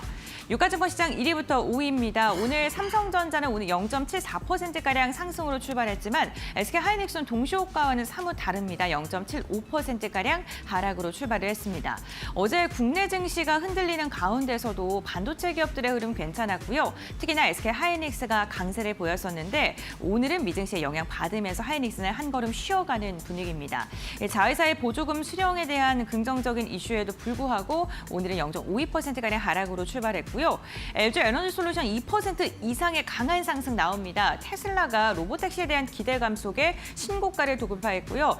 지금 목표 주가 상향 리포트가 나오고 있는 상황이죠. 오늘 2차 전지 기업 괜찮고요. 삼성 바이오로직스 0.8%가량의 상승으로 출발을 했습니다. 고려아연이 드디어 시가총액 5위권까지 점프를 했습니다. 오늘도 시세를 이어가면서 5% 이상의 강한 상승 나오고 있고요. 210만 원 선 웃돌면서 지금 거래가 되고 있는 상황입니다. 네, 다음 장 함께 확인해 보겠습니다. 6위부터 10위입니다. 네, 현대차는 오늘 0.9% 하락, 기아 같은 경우에는 오늘 0.1% 상승하면서 다소 엇갈린 모습입니다. 기아 신작에 대한 긍정적인 호평이 쏟아지고 있다는 소식이 전해짐에도 불구하고 오늘 완성차 기업들은 분위기가 많이 좋은 상황은 아니고요. 셀트리온 같은 경우 현재 구간 강보합권으로 돌아선 모습이고요. KB금이 오랜만에 반등합니다. 지금 계엄령 이후에 금융주들 특히나 외국인의 이탈이 가속화되면서 시세를 전반적으로 쏟아내는 모습이 나타났었습니다. 아무래도 KB금융 같은 경우에는 외국인의 보유 비중이 굉장히 크기 때문에 이탈 물량도 그만큼 많았었는데요. 오늘 같은 경우에는 저가 매수세 유입됩니다. 그만큼 많이 눌렸기 때문에 반발 매수세 들어오는 거고요. 1.2%가량 상승으로 출발했습니다. 네, 다음은 11위부터 15위입니다. 유가증권 시장 11위 네이버입니다. 0.4%가량 하락으로 지금 출발을 했고요.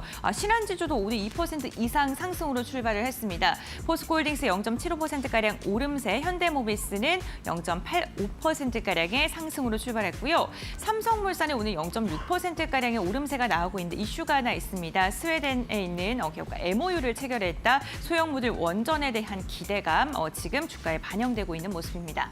다음 장 함께 확인해 보시죠. 네, 삼성생명도 오늘 반발 매수세 들어오면서 다시금 1.48% 상승으로 돌아섰고요. 메리츠 금융지주도 1%가량의 오름세가 확인되고 있습니다. 과연 최근에 급락에 대한 반발 매수세인지 다시금 시세를 돌리려는 움직임인지는 조금 더 확인을 해보셔야 될 것 같고요. 최근 흐름 좋았던 카카오가 오늘은 0.79%가량 하락으로 출발하고 있고요. LG화학 같은 경우에 1%가량의 상승, 현대중공업은 오늘 0.47%가량의 하락으로 출발했습니다. 코스닥도 함께 확인해 보시죠. 네, 코스닥 1위부터 5위입니다. 동시효과와는 완전히 반대되는 모습으로 지금 시장이 출발된 상황입니다. 바이오가 하락하고 있고요. 2차 전지가 상승하고 있습니다. 알테오젠 3%가량 빠지고 있습니다. 최근에 알테오젠의 하락이 좀 지속되고 있는 모습이고요. HLB도 1.5%, 리가켄바이오도 2% 이상 빠지고 있고 반면에 에코프로 그룹주들 일제히 상승으로 출발했는데요. 에코프로가 2% 이상의 강한 상승 나오고 있습니다. 다음 장 함께 보겠습니다.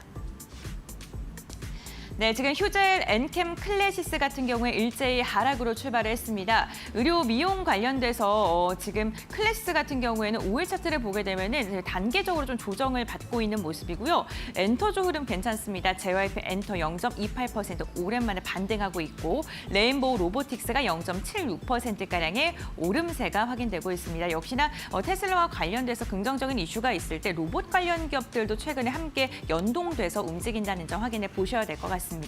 다음 장 함께 확인해 보시죠. 네, 11위부터 15위입니다. 리노공업 오늘 한 걸음 쉬어가고요. HPSP 같은 경우에도 0.3% 빠지면서 반도체 소부장 기업들 어제의 급등분에 이어서 오늘은 차익 매도 물량이 지금 소폭으로 나오고 있는 모습이고요. 펄어비스가 0.27%가량 상승하고 있고 지금 셀트리온 제약이 0.37%가량 상승하고 있습니다. 3공장에 대한 가동으로 인해서 앞으로 더 실적이 좋아질 것이다라는 긍정적인 코멘트 나옴에도 불구하고 이렇다 할 시세를 내지 못하고 있는 셀트리온 제약인데요. 오늘은 소폭의 반등이 나오고 있습니다. 다음 장 확인해 보시죠. 네, 오늘 파마 리서치 3.6% 하락합니다. 전반적으로 시총 상위권 보게 된다면 오늘 미용기기와 관련된 의료 미용 관련된 섹터가 좀 조정을 받고 있는 모습이 특징적이고요. 비만 치료제에 관련된 기업들도 오늘 하락으로 출발을 했습니다. 신성 델타테크는 2%가량의 강세, 2차 전지 괜찮고요. SM 같은 경우는 보합권에서 눈치 보는 모습, 루니 또 1.9%가량 상승하면서 의료 AI 관련 기업들은 시세가 괜찮은 것으로 확인되고 있습니다.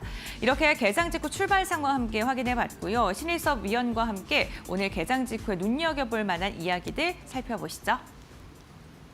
예, 2차 전지주들이 역시 오늘 테슬라 미국에서 좀 좋았던 모습 반영이 좀 되는 분위기고 고려아에는 왔다 갔다 하는데 어쨌든 5% 이상 지금 플러스권 모습 계속 나타나고 있네요. 금융주 어제 이틀 연속 급락을 했다가 오늘은 어쨌든 반등을 합니다. KB도 지금 1.2%, 신한지주는 3% 가까이 좀 반등을 좀 크게 좀 해주고 있고요. 전체적으로 좀 분위기가 어제하고는 조금 이제 다르게 오늘은 이제 SK하이닉스는 약보합이지만 삼성전자는 이제 1% 넘게 오르고 있고 이런 모습들이 일단 현재로서 시가총액 상위 종목들 중에서는 나타나고 있는 상황입니다. 자, 신 의원은 또 아침에 이 출발 상황 어떻게 보고 계신지 궁금합니다. 어떻게 보세요? 고려아연이 시가총액 5위를 굳히고 있네요. 네. 지금 43조 9,900억이니까 44조에 육박하고 있습니다. 6위가 현대차인데 42조거든요. 지금 그 4위는 사실 많은 차이가 있어요. 물론 고려아연이 여기서 또 미친 크레이드 모드를 발동을 걸어가지고 빡빡 막 상한가를 가면 모르겠으나 지금 4위인 삼성바이오로직스는 69조거든요. 그러니까 26조 정도의 지금 차이가 있습니다. 25, 6조 정도의. 그래서 지금 4위까지는 지금 약간 갭이 있는데 지금 6위, 7위부터 한 11위 네이버까지 있죠. 이 사이가 지금 다 붙어 있는 상황이거든요. 지금 완전히 붙어 있는 걸로 따지면은 7위 셀트리온까지 붙어 있는 상황입니다. 여기서는 지금 고려아연이 완전 현대차 셀트리온하고 격차를 넓히고 있습니다. 그러니까 우리나라 넘버 5가 돼 버렸어요. 지금 고려아연이. 그러니까 물론 지금 이게 경영권 분쟁 때문에 그런 것이고 물론 고려아연이 막 정말 지금 막 움직이는 대선 테마주들처럼 정말 터무니없는 실적이라던가 그런 건 아니거든요. 펀더멘탈이 좋아요. 근데 이제 펀더멘탈이 좋은데 그동안에 몇십 년 동안 움직이는 움직임하고 전혀 다른 움직임으로 움직여버리니까 너무 생소할 따름이죠. 어쨌든 뭐 저거나 이제는 뭐 분석이 필요가 없습니다. 어떻게 될지는 이제 그 쩐의 힘에 따라서 왔다 갔다 하니까 뭐 대응하실 수 있으신 분만 하시기 바라고요. 코스피 같은 경우는 지금 살짝 오르고 있는데 코스닥은 빠지고 있습니다. 자, 일단 코스닥이 위험해요. 코스닥이 위험해서 코스닥을 먼저 봐야 될 것 같아요. 지금 2024년도 8월 달 그때 당시에 뭐 어떤 일인지 모르는데 떨어졌던 그 부분 있죠. 그 부분을 코스닥이 지금 깼습니다. 이번 달에. 깼고요. 2022년도 10월 달 2024년도 1월 달에 걸친 4개월의 저점, 거기마저도 지금 붕괴 직전에 있거든요. 이렇게 되면은 그 밑은 2020년 3월입니다. 코로나 때 빠졌던 그 자리. 지금 코스닥이 상당히 위험하거든요, 지금. 이게 왜 이렇게 됐냐면은 2차 전지는 이미 제가 말씀드린 대로 반도체 2차 전지를 제했던 이유가 2차 전지 힘이 다 빠졌기 때문이잖아요. 그리고 그 사이에 치고 올라왔던 게 뭐예요? 알테오젠하고 에코프로비엠하고 치열한 1위 경쟁을 할 때 그때 알테오젠이 1위를 완전히 굳건히 굳히는 그 시세가 나올 것을 예상하면서 방금 바조를 가져갔었던 것이죠. 그리고 그때 1등주가 알테오젠이었고 리가켄 바이오, 펩트론, ABL 바이오로 이렇게 이어지는 4대 천왕이 있었습니다. 근데 지금 알테오젠부터 다 무너지고 있죠. 지금 제가 말씀드린 떨어질 때 매수를 해서 단타를 치라는 얘기는 왜 단타를 치라고 했겠어요? 시세가 무너지지 않고 갔다면 계속해서 뭐 방금 바조해서 알테오젠, 리가켄 바이오, 펩트론, ABL 바이오 4대 천왕 이거 꼭 끌고 가야 됩니다. 계속 그 얘기를 했죠. 이미 지는 해기 때문에 제가 그 얘기를 드리는 겁니다. 지는 해지만 너무 뜨겁게 떠오른 태양은 2번 정도 걸리는데 그 기술적인 모습이 10개월과 20개월 선에 있으니 10개월에서 한 번, 20개월 선에서 한 번 공략하는 단타. 그러니까 지는 해여서 내려오는데 잘 내려오는 과정 속에서 우리가 먹을 게 있다는 거지 뜨거웠던 시세는 이미 지났다고 말씀드렸죠. 그때 계속해서 연애랑 비교했듯이 이미 더 이상 설레지가 않고 더 이상 내일이 기대가 안 되고 지난번 했던 데이트랑 똑같은 걸 다 아는데 괜히 겉으로만 아직도 뜨거운 양 치고 있는 거라고 그 느낌이 맞다고 분명히 말씀을 드렸잖아요. 지금 예를 들어 어저께도 이제 미국 증시라던가 일본 증시 해외 종목이랑 비교해 드렸는데 그 이유가 전 세계에 있는 일본이나 미국 증시나 뭐 독일 증시나 이런 데 상장되어 있는 세계 최고의 기업들이 결국 이 밸류 체인이라던가 이런 어떤 업종 간의 그 틀을 벗어나서 최고 기업이 거기 있기 때문에 그 비교를 하는 거예요. 시장 자체도 크고. 그래서 지금 이제 알테오젠이나 리가켄 바이오, ABL 바이오, 펩트론 이게 관련된 곳은 어디입니까? 이것도 사실 다 미국인데 세계적인 제약회사랑 관련이 되어 있죠. 그렇죠? 알테오젠, 리가켄 바이오, 펩트론, ABL 바이오가 성공한 이 지금 K 수출 플랫폼의 모델이 뭐였습니까? 기술 수출 플랫폼이었죠. 옛날이랑은 다르죠. 셀트리온이 바이오 시밀러를 통해 가지고 갔던 그 시대랑 또 다르고 그 다음에 그 전에 코오롱 티슈진이라던가 신라젠처럼 임상 3상을 넘어서 K 신약을 개발해 보려는 그런 야망을 갖고 있던 그 시절과도 다릅니다. 신라젠이 코스닥 시총 2위까지 갔었고, 그렇죠? 셀트리온이 엄청나게 커져갖고 코스피로 이전했었고 이런 상황이랑 지금의 씬의 모습은 완전히 다르다고 말씀드렸죠. 지금 말씀드린 이 4가지 종목은 뒤에서 조연의 역할을 하지만 같이 주연과 함께 아카데미 배우상을 받는 거예요. 그런 격이라고 말씀드렸죠. 그래서 짝꿍이 머크랑 알테오젠이 짝꿍이었잖아요. 근데 지금 머크 같은 경우에 이번 연도에 20개월 선을 지금 깼습니다. 20개월 선을 깬 게 언제 이후냐면 머크가 2021년도 이후입니다. 2021년도 이후에 만 4년 만에 20개월 선을 깼어요. 그러니까 머크랑 지금 알테오젠이 짝꿍이죠, 둘이. 아주 밀월 관계 아닙니까, 지금? 그러니까 지금 알테오젠이 아무리 뜨겁게 갔어도 뭐 그 RSI 기준으로도 말씀드렸어요. 그 기준으로도 말할 수 있지만 이 파트너 사이인 머크가 지금 20개월 선을 깼다는 것은 알테오젠에가 좋지가 않은 소식이죠. 그 다음에 이제 이 다른 회사도 많이 등장했죠, 우리나라에. 일라이릴리도 등장을 했고요. 아스트라제네카도 등장을 했습니다. 그렇죠? 우리나라 기술 수출 플랫폼 업체들이랑 계속해서 뭐 어떤 기술 수출이라던가 기술 수출 이전 단계, 물질 이전 단계라던가 이런 단계로 간 것들 많이 있죠. 펩트론도 그렇고 아스트라제네카 20개월 선 깼고요. 그리고 지금 일라이릴리도 힘을 잃었습니다. 일라이릴리 노보노디스크 한때 계속 갈 때는 이런 식으로 흔들린 적이 없죠. 일라이릴리가 지금 10개월 선 깼죠. 10개월 선 언제 이후로 처음 깬지 아십니까? 2023년도 3월 달 이후에 처음으로 10개월 선이 깨져서 20개월 선까지 갔습니다. 그러니까 미국의 제약사들이 흔들리고 있다는 것이에요. 물론 로버트 케네디라는 사람을 보건복지부 장관으로 앉힌 그것도 있어요. 그 사람이 미국은 강해진다 그 표를 어떻게 바꿨냐면 미국은 다시 건강해진다로 바꿨어요. 그래서 트럼프가 기내에서 그 햄버거 만찬할 때 똥 씹은 표정 짓고 있었잖아요. 그 사람이 어린이 백신에 대해서 절대 반대. 어린이가 맞는 백신이 결국 나중에 성인 됐을 때 치명적인 질병을 가져온다고 지금 주장하는 사람이에요. 그래서 전수조사를 해야 된다. 백신에 대해서.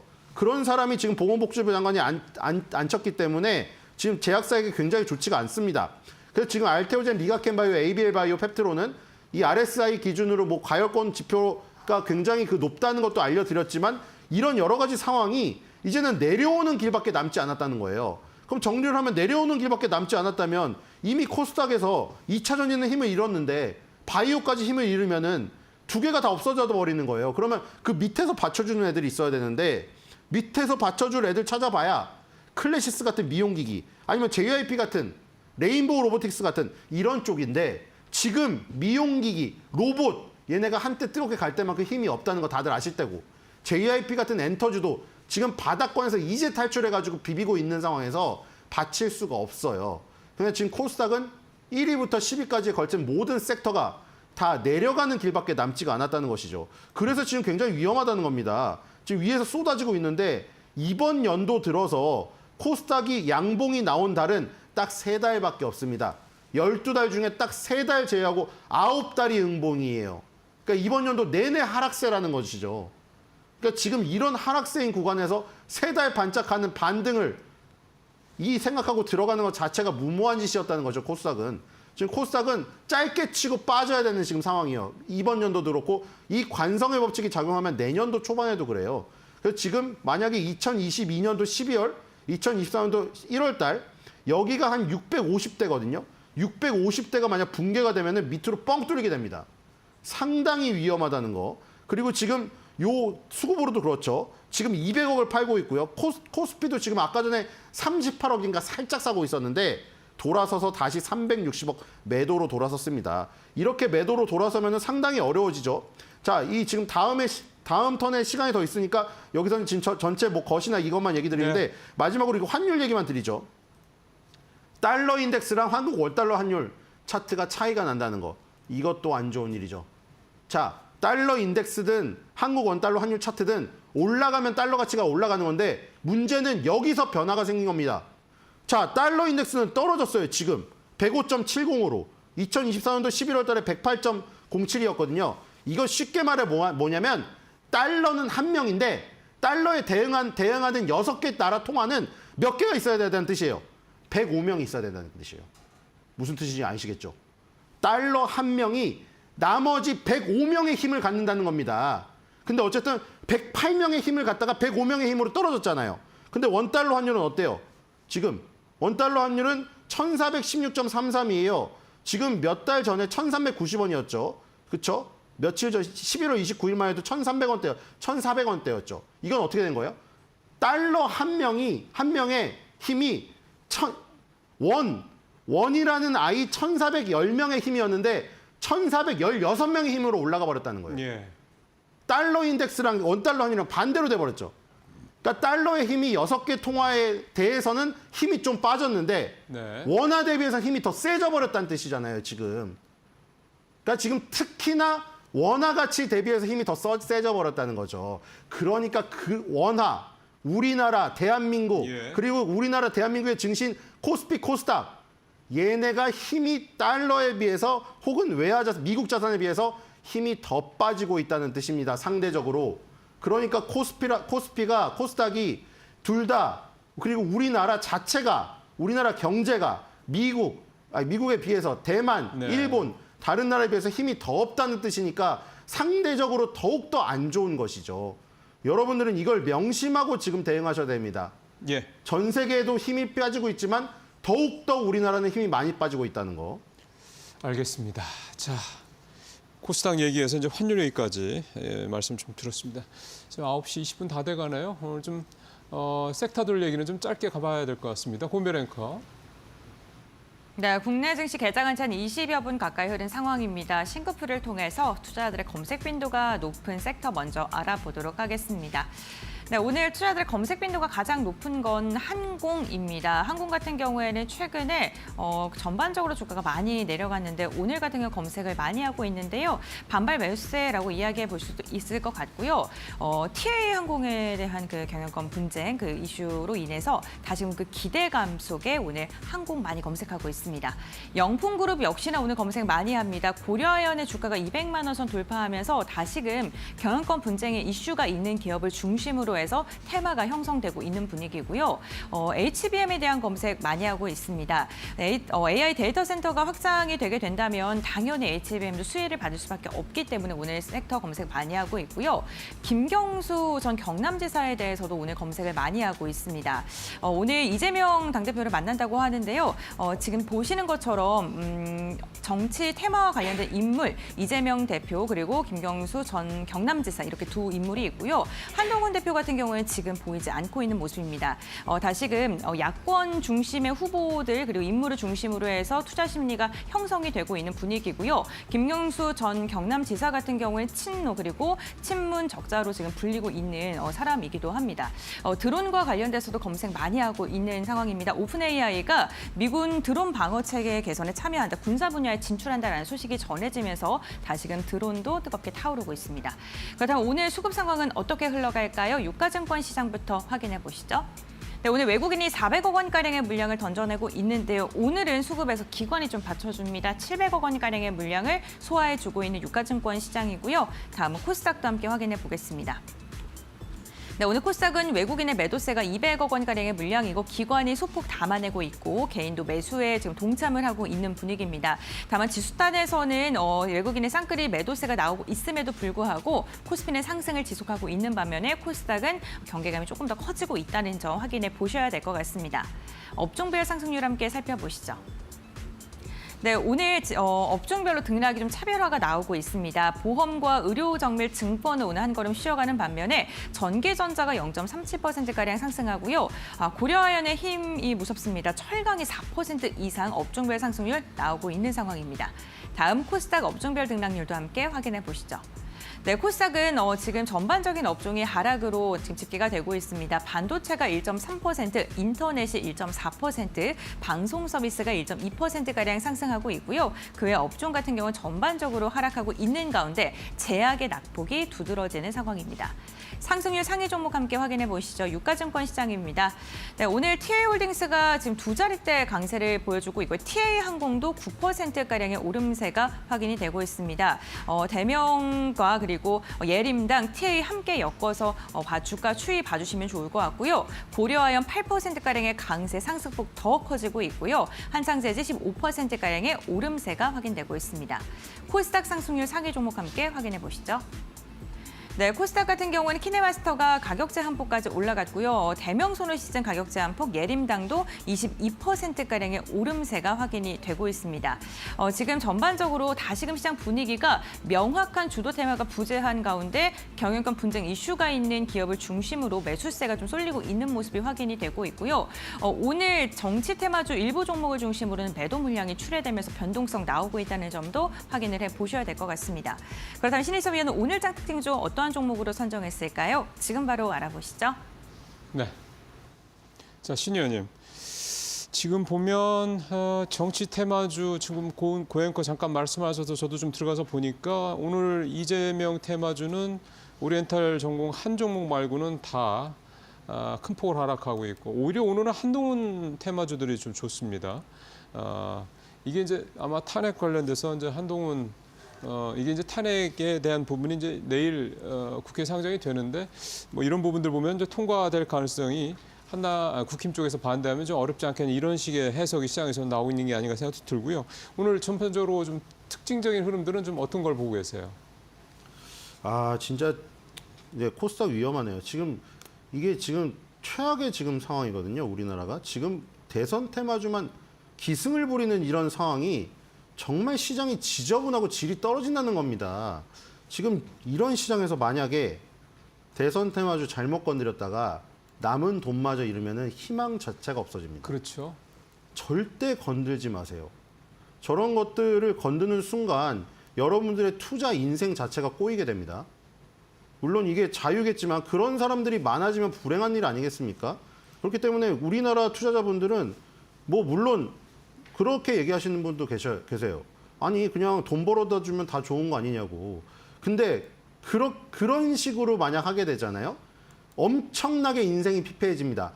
하루의 그 움직임 따라가는 것도 정말 성가시고 힘들어요. 화장실도 제대로 못 가실 겁니다. 그런 거를 얼마나 유지하실 수 있겠어요? 그렇죠? 물론 자조 섞인 계속 무슨 우리나라 해봤자 원금 잃고 미국 하면은 세금 잃으니 세금 잃는 게 낫다. 그런 것도 맞아요. 그래서 굉장히 많이 빠져나갔죠. 그래서 지금 우리나라에서도 지금 신경을 안 쓰니까 그쪽으로 가는 사람들 지금 다 아무도 못 잡는 거 아닙니까, 지금. 그러니까 지금 뭐 그런 상황 속에서 뭐 대책이 안 나오는 것을 뭐 우리가 어쩔 수는 없어요.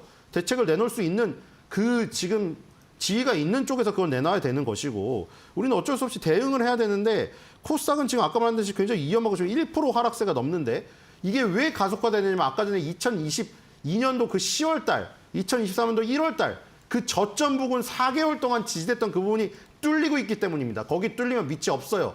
아까 말한 대로. 2020년 3월 코로나 때 저점이 그 전저점이에요. 그러니까 완전히 뻥 뚫려 있다는 거 굉장히 위험하다는 거 아시고 알테오젠 맨 처음에 10개월 선 나올 때 그때 공략하라고 했죠. 단타로. 그다음에 이제 어디서 기다려야 돼? 20개월 선 가서 기다려야 돼요. 이미 중력의 법칙에 의해서 떨어지는 애인데 걔한테 다시 생명력이 살아날 거라고 기대를 하지 마시고요. 그리고 지금 거래소는 그나마 지금 괜찮게 버티고 있으나 거래소도 만약에 저점 테스트를 간다고 하면은 코스닥과 같이 비슷하게 될 것 같고 지금 오늘 가고 있는 것 중에 결국 미국하고 연관된 것들 연결고리 찾는 그 부분밖에 없겠죠. 지금 드론 관련주 아까 제이시언 시스템도 나왔지만 지금 미국도 마찬가지예요. 만약에 앨런 머스크가 결국에 로키드 마틴에 계속 그 얘기를 한 대로 F-35 만드는 바보들이다. 그거를 정말 앨런 머스크 아니면 그런 식으로 국방기업에게 얘기할 수 있는 사람이 있을까 싶은데 어쨌든 F-35를 아예 안 만들고 뭐 그런 일이 아닌 것 같아요. 예. 앨런 머스크의 합법을 아시는 분이라면 그 사람은 극단적으로 얘기를 하지만 나중에 보면은 그렇게 극단적으로 선택하라고 강요를 하는 사람은 아니에요. 그리고 우리가 외신을 그대로 받아들여서 쓰는 걸 수도 있겠고요. 그래서 예를 들어서 지금 노스록 그룹만 같은 거 있죠. 죽음의 백조를 만들었던 이 회사들. 이런 회사들이 결국 드론에 비중을 높이게 되겠죠. 로키드 마틴도 마찬가지고 최첨단 전투기는 그대로 유지를 하는데 드론 만드는 생산 비중을 높이겠죠. 그 노스록 그룹만이나 로키드 마틴 같은 경우가 이제 믹스를 해서 가게 될 겁니다. 그럼 거기에 협력하는 업체들. 제이시언도 마찬가지고요. 예를 들어 지금 에이럭스라는 업체가 이 지금 후발주거든요. 제이시언이 대장. 여기서도 대장을 가리셔야 돼요. 제일 상승률 높은 거 먼저 가는 게 1등주예요. 제이시언 시스템이 대장주고 그다음에 에이럭스인데 제이시언 시스템은 아예 드론 관제 시스템이라고 부서가 있고요. 에이럭스는 약간 지금 방과후 수업의 교육용 드론, 코딩 드론을 만들고 있습니다. 근데 이 코딩 드론을 만들었던 이 레퍼런스를 가지고 얘네도 드론 관제 시스템에다가 이쪽 방산 쪽으로 진출할 지금 야욕이 있어요. 그래서 이런 것을 보시면 될 것 같고 그다음에 전력 관련도죠. 계속 말씀드린 대로 히타치가 견조하기 때문에 우리나라의 HD 현대 일렉트릭 그다음에 후발주로 일진전기 요런 정도로 살피시면 될 것 같습니다. 그래서 드론과 전력 관련주죠. 요것을 미국 관련 연결고리로 삼으시면 될 것 같고요. 네. 다시 마지막으로 말씀드리면 대선 관련주 손도 대시지 마시기 바랍니다. 알겠습니다. 네, 알겠습니다. 어쨌든 불확실성이 여전히 좀 남아있는 시장입니다. 그렇다면 우리가 오늘장 키포인트를 선정해 본다면 어떻게 정리해 볼 수 있을까요? 네, 불안한 시장 초점 잃는 포트폴리오 무리한 투자 절대 금지. 네. 알겠습니다. 어쨌든 지금 정치 테마주에 대해서 계속해서 경계감 있는 목소리를 내주시고 있는데요. 이 부분 참고해 보시면 좋을 것 같습니다. 오늘 말씀은 여기까지 듣겠습니다. 고맙습니다. 수고하셨습니다.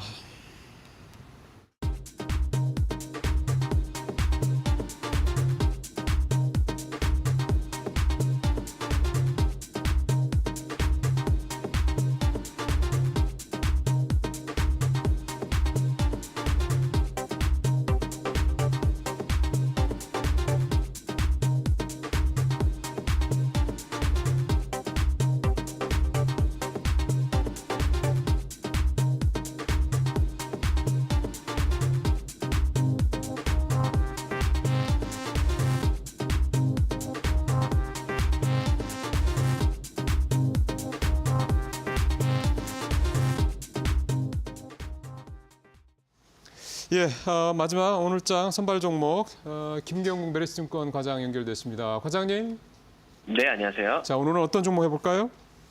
오늘은 롯데 렌탈이라는 종목을 가져와 봤고요. 네, 네, 투자 포인트 몇 개 좀 말씀드리겠습니다. 예. 일단은 롯데그룹이 최근 유동성 우려 문제가 쭉 제기가 되면서 그룹사의 알짜 자산들이 매물로 일단은 거론이 되고 있습니다. 그중 매년 성장을 이어가면서 꾸준한 이익을 좀 창출하고 있는 롯데 렌탈에 대한 시장의 관심이 쏠리고 있는 상황이고요. 거론되고 있는 상대는 SK 렌터카를 지난 6월에 8,200억 원을 주고 인수했던 어퍼니티와 MBK 정도가 거론되고 있는 상황이고요. 업계 1위를 고수하고 있는 만큼 롯데 렌탈의 시장의 평균적인 매각가는 1조 5천억 이상이다 이렇게 내다보고 있는 상황이고요. 그룹사에서는 2조 5천억까지도 밸류를 받을 수 있다고 협상력을 좀 높이고 있는 상황이다 이렇게 좀 말씀드리고 싶습니다. 또한 롯데렌탈은 지난 1년간 중고차 매각 사업을 중고차 렌탈 사업으로 전환하려는 일부 준비를 해왔고요. 중고차 렌탈에 대한 궤도가 4분기부터는 본격적으로 오를 것으로 기대를 하고 있습니다. 또한 중고차 렌탈 사업은 고객 입장에서는 신차보다는 구입가가 좀 저렴하고 회사 입장에서는 BS를 좀 개선하고 그다음에 수익성에 유리한 측면이 있기 때문에 운영 연한의 증가는 회사에게 더 유리한 부분이 있다고 좀 판단하고 있습니다. 그리고 최근 동사의 리텐션율과 순증 대수가 올라가고 있기 때문에 내년에 거는 기대가 큰 상황인데 시장에서는 내년 10% 정도의 매출 성장과 이익 성장을 할 것이라 이렇게 예측하고 있는 상황입니다. 그리고 마지막으로 금리 인하 초입 구간에 진입한 일단 시장은 동사 같은 경우에 1% 금리가 인하된다면 한 해에 100억씩 낮아지는 이자 비용 효과를 좀 누릴 수 있기 때문에 동사에게는 좋은 시장 환경이 조성이 되고 있다 이렇게 판단하고 있습니다. 자 가격대 좀 보죠. 일단 기술적으로 최근 좀 주가가 좀 올라오는 모습을 보여주고 있습니다. 그래서 하지만 좀 길게 보면 중장기적 관점에서 보면 기술적으로 굉장히 많이 상장 이후 쭉 하락했던 모습을 보여주고 있기 때문에 롱텀하게 본다면 현재가에서는 충분히 매수 가능하다 이렇게 생각하고 있고요. 목표 주가 43,000원 그리고 손절가는 27,000원 말씀드리겠습니다. 알겠습니다. 과장님 일주일 동안 수고하셨습니다. 네, 감사합니다. 예. 지금 속보가 계속 뜨는데요. 한동훈 국민의힘 대표가 지금 기자회견을 하는 것 같은데요. 일단 골자는 윤 대통령의 직무 집행 정지가 시급하게 필요하다. 이 얘기입니다. 그러니까 이 얘기는 결국은 일단은 이게 탄핵으로 가는 부분을 좀 국민의힘 쪽에서는 상당히 부담스러워한다. 또 당론으로도 이미 탄핵 반대를 정하기도 했고 이런 부분들이 이런 표현으로 좀 그러니까 결국은 이제 윤 대통령이 지금 상황에서 정상적으로 국정을 운영할 상황이 아니다라고 한동훈 대표가 이제 판단하고 이런 얘기를 좀 하는 것 같습니다. 그리고 지금 나온 거 하나만 더 보면 윤 대통령이 이번 불법 게임 발표가 잘못이라고 인정을 안 하고 있다라고 또 확인을 해준 것도 좀 나오고 있습니다. 자 이제 마무리하도록 하겠습니다. 계속해서 이제 앵커의 이코노미 톡으로 이어지도록 하겠습니다.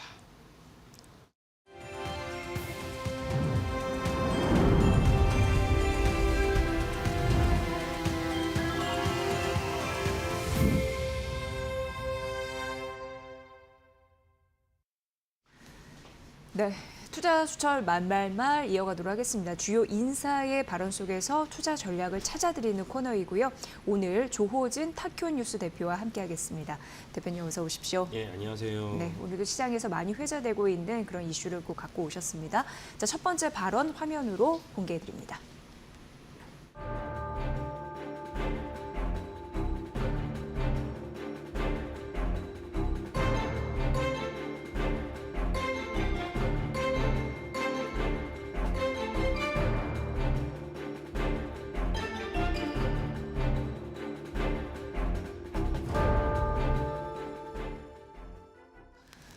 예, 여러분 아시다시피 미국 현 정부, 그러니까 바이든 정부가 임기가 이제 40일이 채 남지 않은 상황입니다. 그런데 이런 와중에 중국의 반도체 쪽이죠. 제재안을 추가로 발표를 했습니다. 그 내용에 대해서 함께 얘기를 좀 나눠보도록 하겠습니다.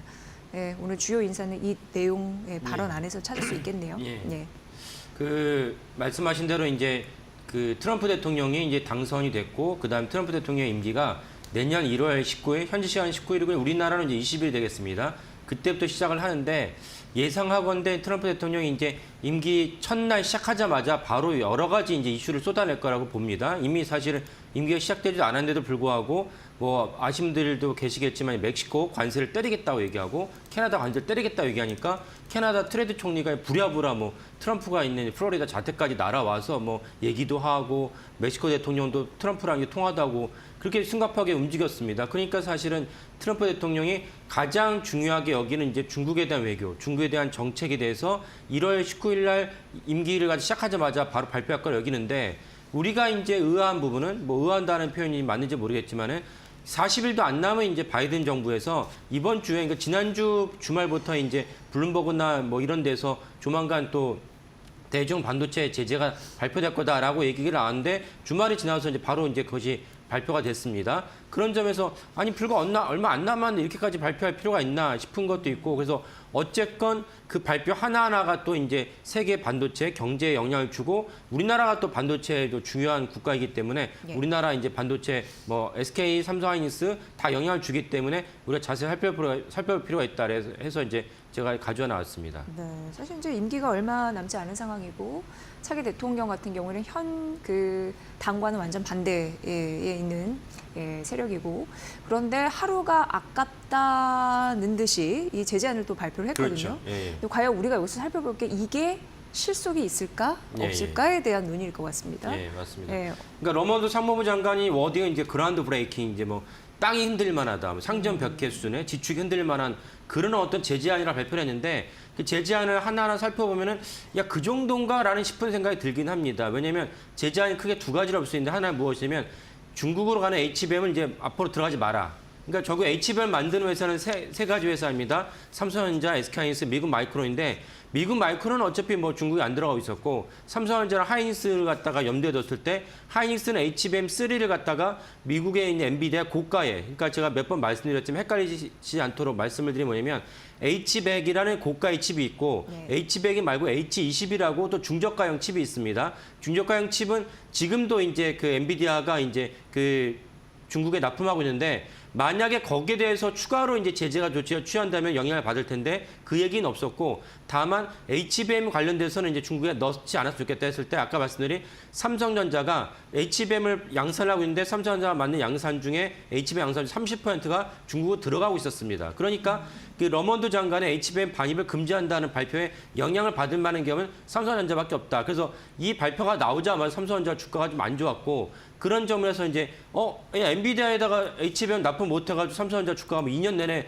골치 아팠는데 무슨 소리 하는 거야? 이렇게 헷갈리는 분들이 계실 것 같아요. 제가 자세하게 설명을 드렸습니다. 그래서 그 제재 대상에 HBM이 들어갔다는 것은 어떻게든 그러니까 그 생성형 AI 우리가 그 접하고 있는 AI를 갖다가 실현시키려면은 엔비디아의 칩이 있어야 되고 엔비디아 칩이 아니면은 이제 AMD 칩이 있어야 되고 화웨이도 자체로 칩을 만들었다 하는데 그건 별게 신뢰할 수는 없고 어쨌건 그런 칩이 있는데 칩만 갖고는 구동이 안 되고 칩을 갖다 제대로 구동시키려면 옆에 메모리가 있어야 됩니다. D램이 있어야 되는데 그 D램이 바로 HBM이고 그러니까 그 엔비디아가 중저가형 H20을 갖다 중국에 납품하고 있었는데 뭐 당연히 메모리도 필요하다. 그때 당연히 필요한 메모리를 삼성전자가 사실은 공급을 하고 있었다. 그래서 러먼드 상무부 장관의 그 딱 지향점을 사실은 삼성전자가 HBM을 이제 더 이상 중국에 납품하지 마라. 이런 어떤 요구를 했다라고 이제 해석이 됩니다. 네, 그래서 이제 사실 보면 HBM 반입 이런 부분에 대해서 실질적인 타격을 받는 건 삼성전자이고 그래서 주가가 최근 하락하는데 안타깝게도 일조를 했다. 이런 식으로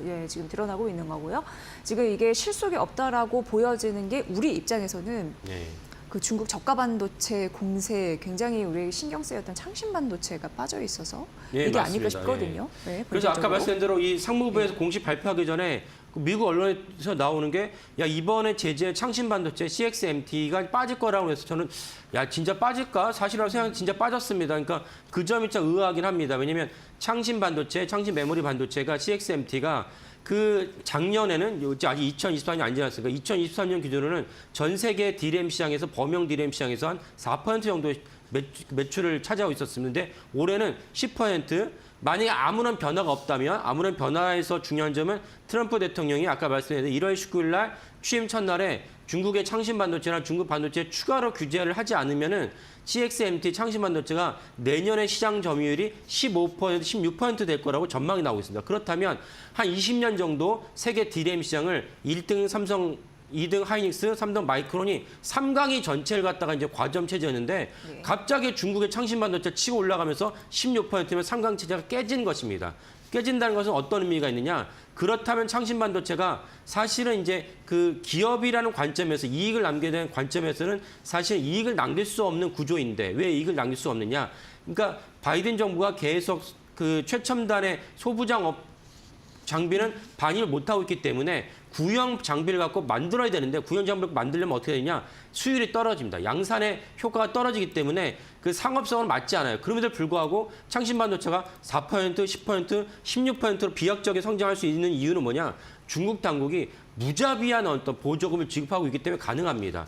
그런 점에서 아까 말씀드린 대로 저는 바이든 정부가 이번에 포함시킬 줄 알았는데 포함시키지 않은 게 의아하고 그렇다면 내년에 트럼프 정부는 분명히 포함시키지 않을까라고 전망을 하는 것입니다. 그래서 만약에 트럼프 대통령이 그렇지 않을 거라고 여기지만 만약에 창신 반도체를 제재에 포함시키지 않으면 어떤 일이 생기느냐. 삼성전자 입장에서는 HBM 고가 HBM 납품을 못하고 있는데 중저가형 우리가 보통 범용 D램 또 이제 다른 편의 레가시 D램을 가져서는 삼성전자가 시장 점유율을 장악하고 있는데 여기 창신 반도체가 16% 차지하고 있다. 이러면 그 삼성전자 입장에서 숨이 턱턱 막히는 상황이고요. 지금 이제 그 화면에 보이시는 월별 그 D램 가격이 7월 달에 2.1달러, 1.7달러, 1.35달러 쭉쭉 떨어지죠. 이거는 사실은 삼성전자 입장에서는 정말 숨이 막히는 그런 상황이 됩니다. 그러니까 트럼프 대통령이 창신 반도체를 갖다가 제재할 거로 여겨지는데 왜냐하면 보조금을 사실은 모든 무역 경쟁에서 하면 안 되니까요. 뭐 중국이 미워한 걸 떠나서도 제재할 걸 여겨지는데 만약에 혹시 제재에 빠지면 삼성전자에 큰일이 난다. 이렇게 이해하시면 되겠습니다. 네, 정말 중국 창신 반도체는 부족한 기술을 중국 당국에서 엄청난 보조금을 대주면서 차세를 확대하고 있는 거고 이게 저가 공세로 사실 중국 이외에 우리나라 같은 기업들은 좀 시름시름 앓고 있는 영향을 주고 있다. 이건 지속해서 또 우리가 봐야 할 리스크이네요. 그럼요. 그러니까 이 반도체뿐만 아니라 그 EU에서도 올해 계속 제가 한번 소개해 준 적도 있는데 EU에서도 계속 문제를 삼는 게 이제 전기차입니다.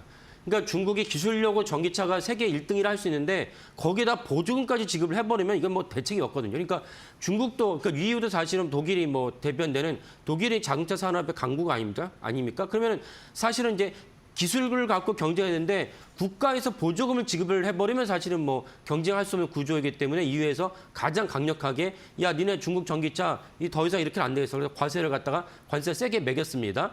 이런 것들이 사실은 세계 경제를 흔들고 있고 우리도 사실 우리 소비자들 입장에서는 그 잘 아시는 알리익스프레스, 테무 이런 제품들 보면 야 이렇게까지 쌀 수 있나 싶은 것들이 중국의 인건비 때문이 아니고 중국 당국의 막대한 보조금을 힘입어서 단가 내려갔습니다. 그래서 우리나라 사실은 이제 중소기업도 피해를 입는 것이죠.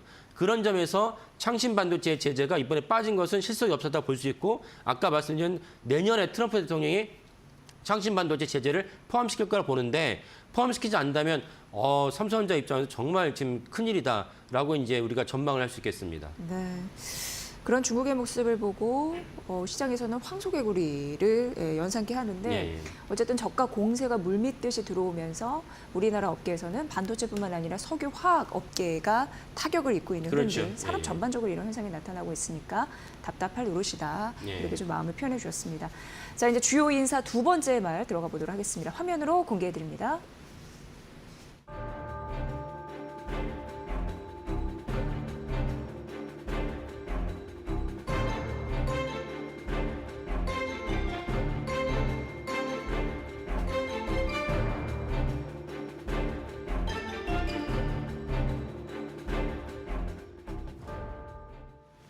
네, 저희 마켓나우 1부에서 속보로 지속적으로 이 정계의 흐름들 보여드리고 있는 상황인데 지금 비상계엄 사태로 온 국민이 혼란을 겪고 있는 상황입니다. 이제는 국가 신용 등급 이야기까지 나오고 있는 현실이네요. 그러니까 이제 그때 이제 화요일 밤이었죠. 저도 이제 보고 이게 잘못 읽지 않았나 싶은 어떤 충격을 받았었는데 다행히 밤새하면서 이제 일단락이 된 것은 다행입니다. 하지만 이제 일단은 그런 일이 벌어졌던 것이고 그리고 우리가 우리가 이제 경제를 다루는 이제 코너이기 때문에 중요한 점은 S&P 같은 이 3개의 국제 신용 평가사가 있는데 이 신용 평가사가 야, 니네 이런 식으로 하면은 우리가 그 신용 등급을 낮출 수도 있어. 아니면 뭐 다른 어떤 그 전망에 대해서 부정적으로 바꿀 수 있어. 이러면 이제 좀 여러 가지 문제가 생기는데 그러지 않고 다행히 S&P 입장 현재로서는 이제 우리가 변화를 줄 이유는 없다라고 밝힌 점이 이제 그나마 다행이라고 하겠습니다. 네. 이번 사태는 역사에 남을 그야말로 대형 사고입니다. 예. 환율이 급등하는 등 각종 지표도 흔들렸습니다. 예, 가장 주목한 건 어디에 있었습니까, 대표님? 그리고 이제 시청하신 분들이 그날 저도 이제 사실은 이제 매일 주식시장을 들여다봐야기 때문에 화요일 날 그런 일이 터졌을 때 수요일 날 사실은 주식시장이 안 열린다는 얘기도 있었어요. 여기 얘기도 있다 아까 말씀드린 새벽에 이제 잘 마무리하고 국회의원들이 이제 결의안을 해제하면서 그 마무리에 대해서 수요일 날 바로 장이 열렸습니다. 열렸는데 그 장이 열리면서 또 하나 뭐 모든 분들이 그렇게 의아하면서 궁금했을 텐데 이날 외국인들이 이제 이 한국 주식시장에서 불안감을 느껴가지고 달러 환율이 올라갔으니까 올라가면서 외국인 입장에서는 앉아서 손해를 봐요. 그러니까 막 던지지 않을까. 뭐 그 8월 2일, 8월 5일 기억하시면 되겠지만 그때는 엔캐리 트레이드 때문에 우리나라 시총 1, 2위 기업 삼성전자, 하이닉스가 뭐 10% 떨어지는 뭐 말도 안 되는 일이 벌어졌습니다.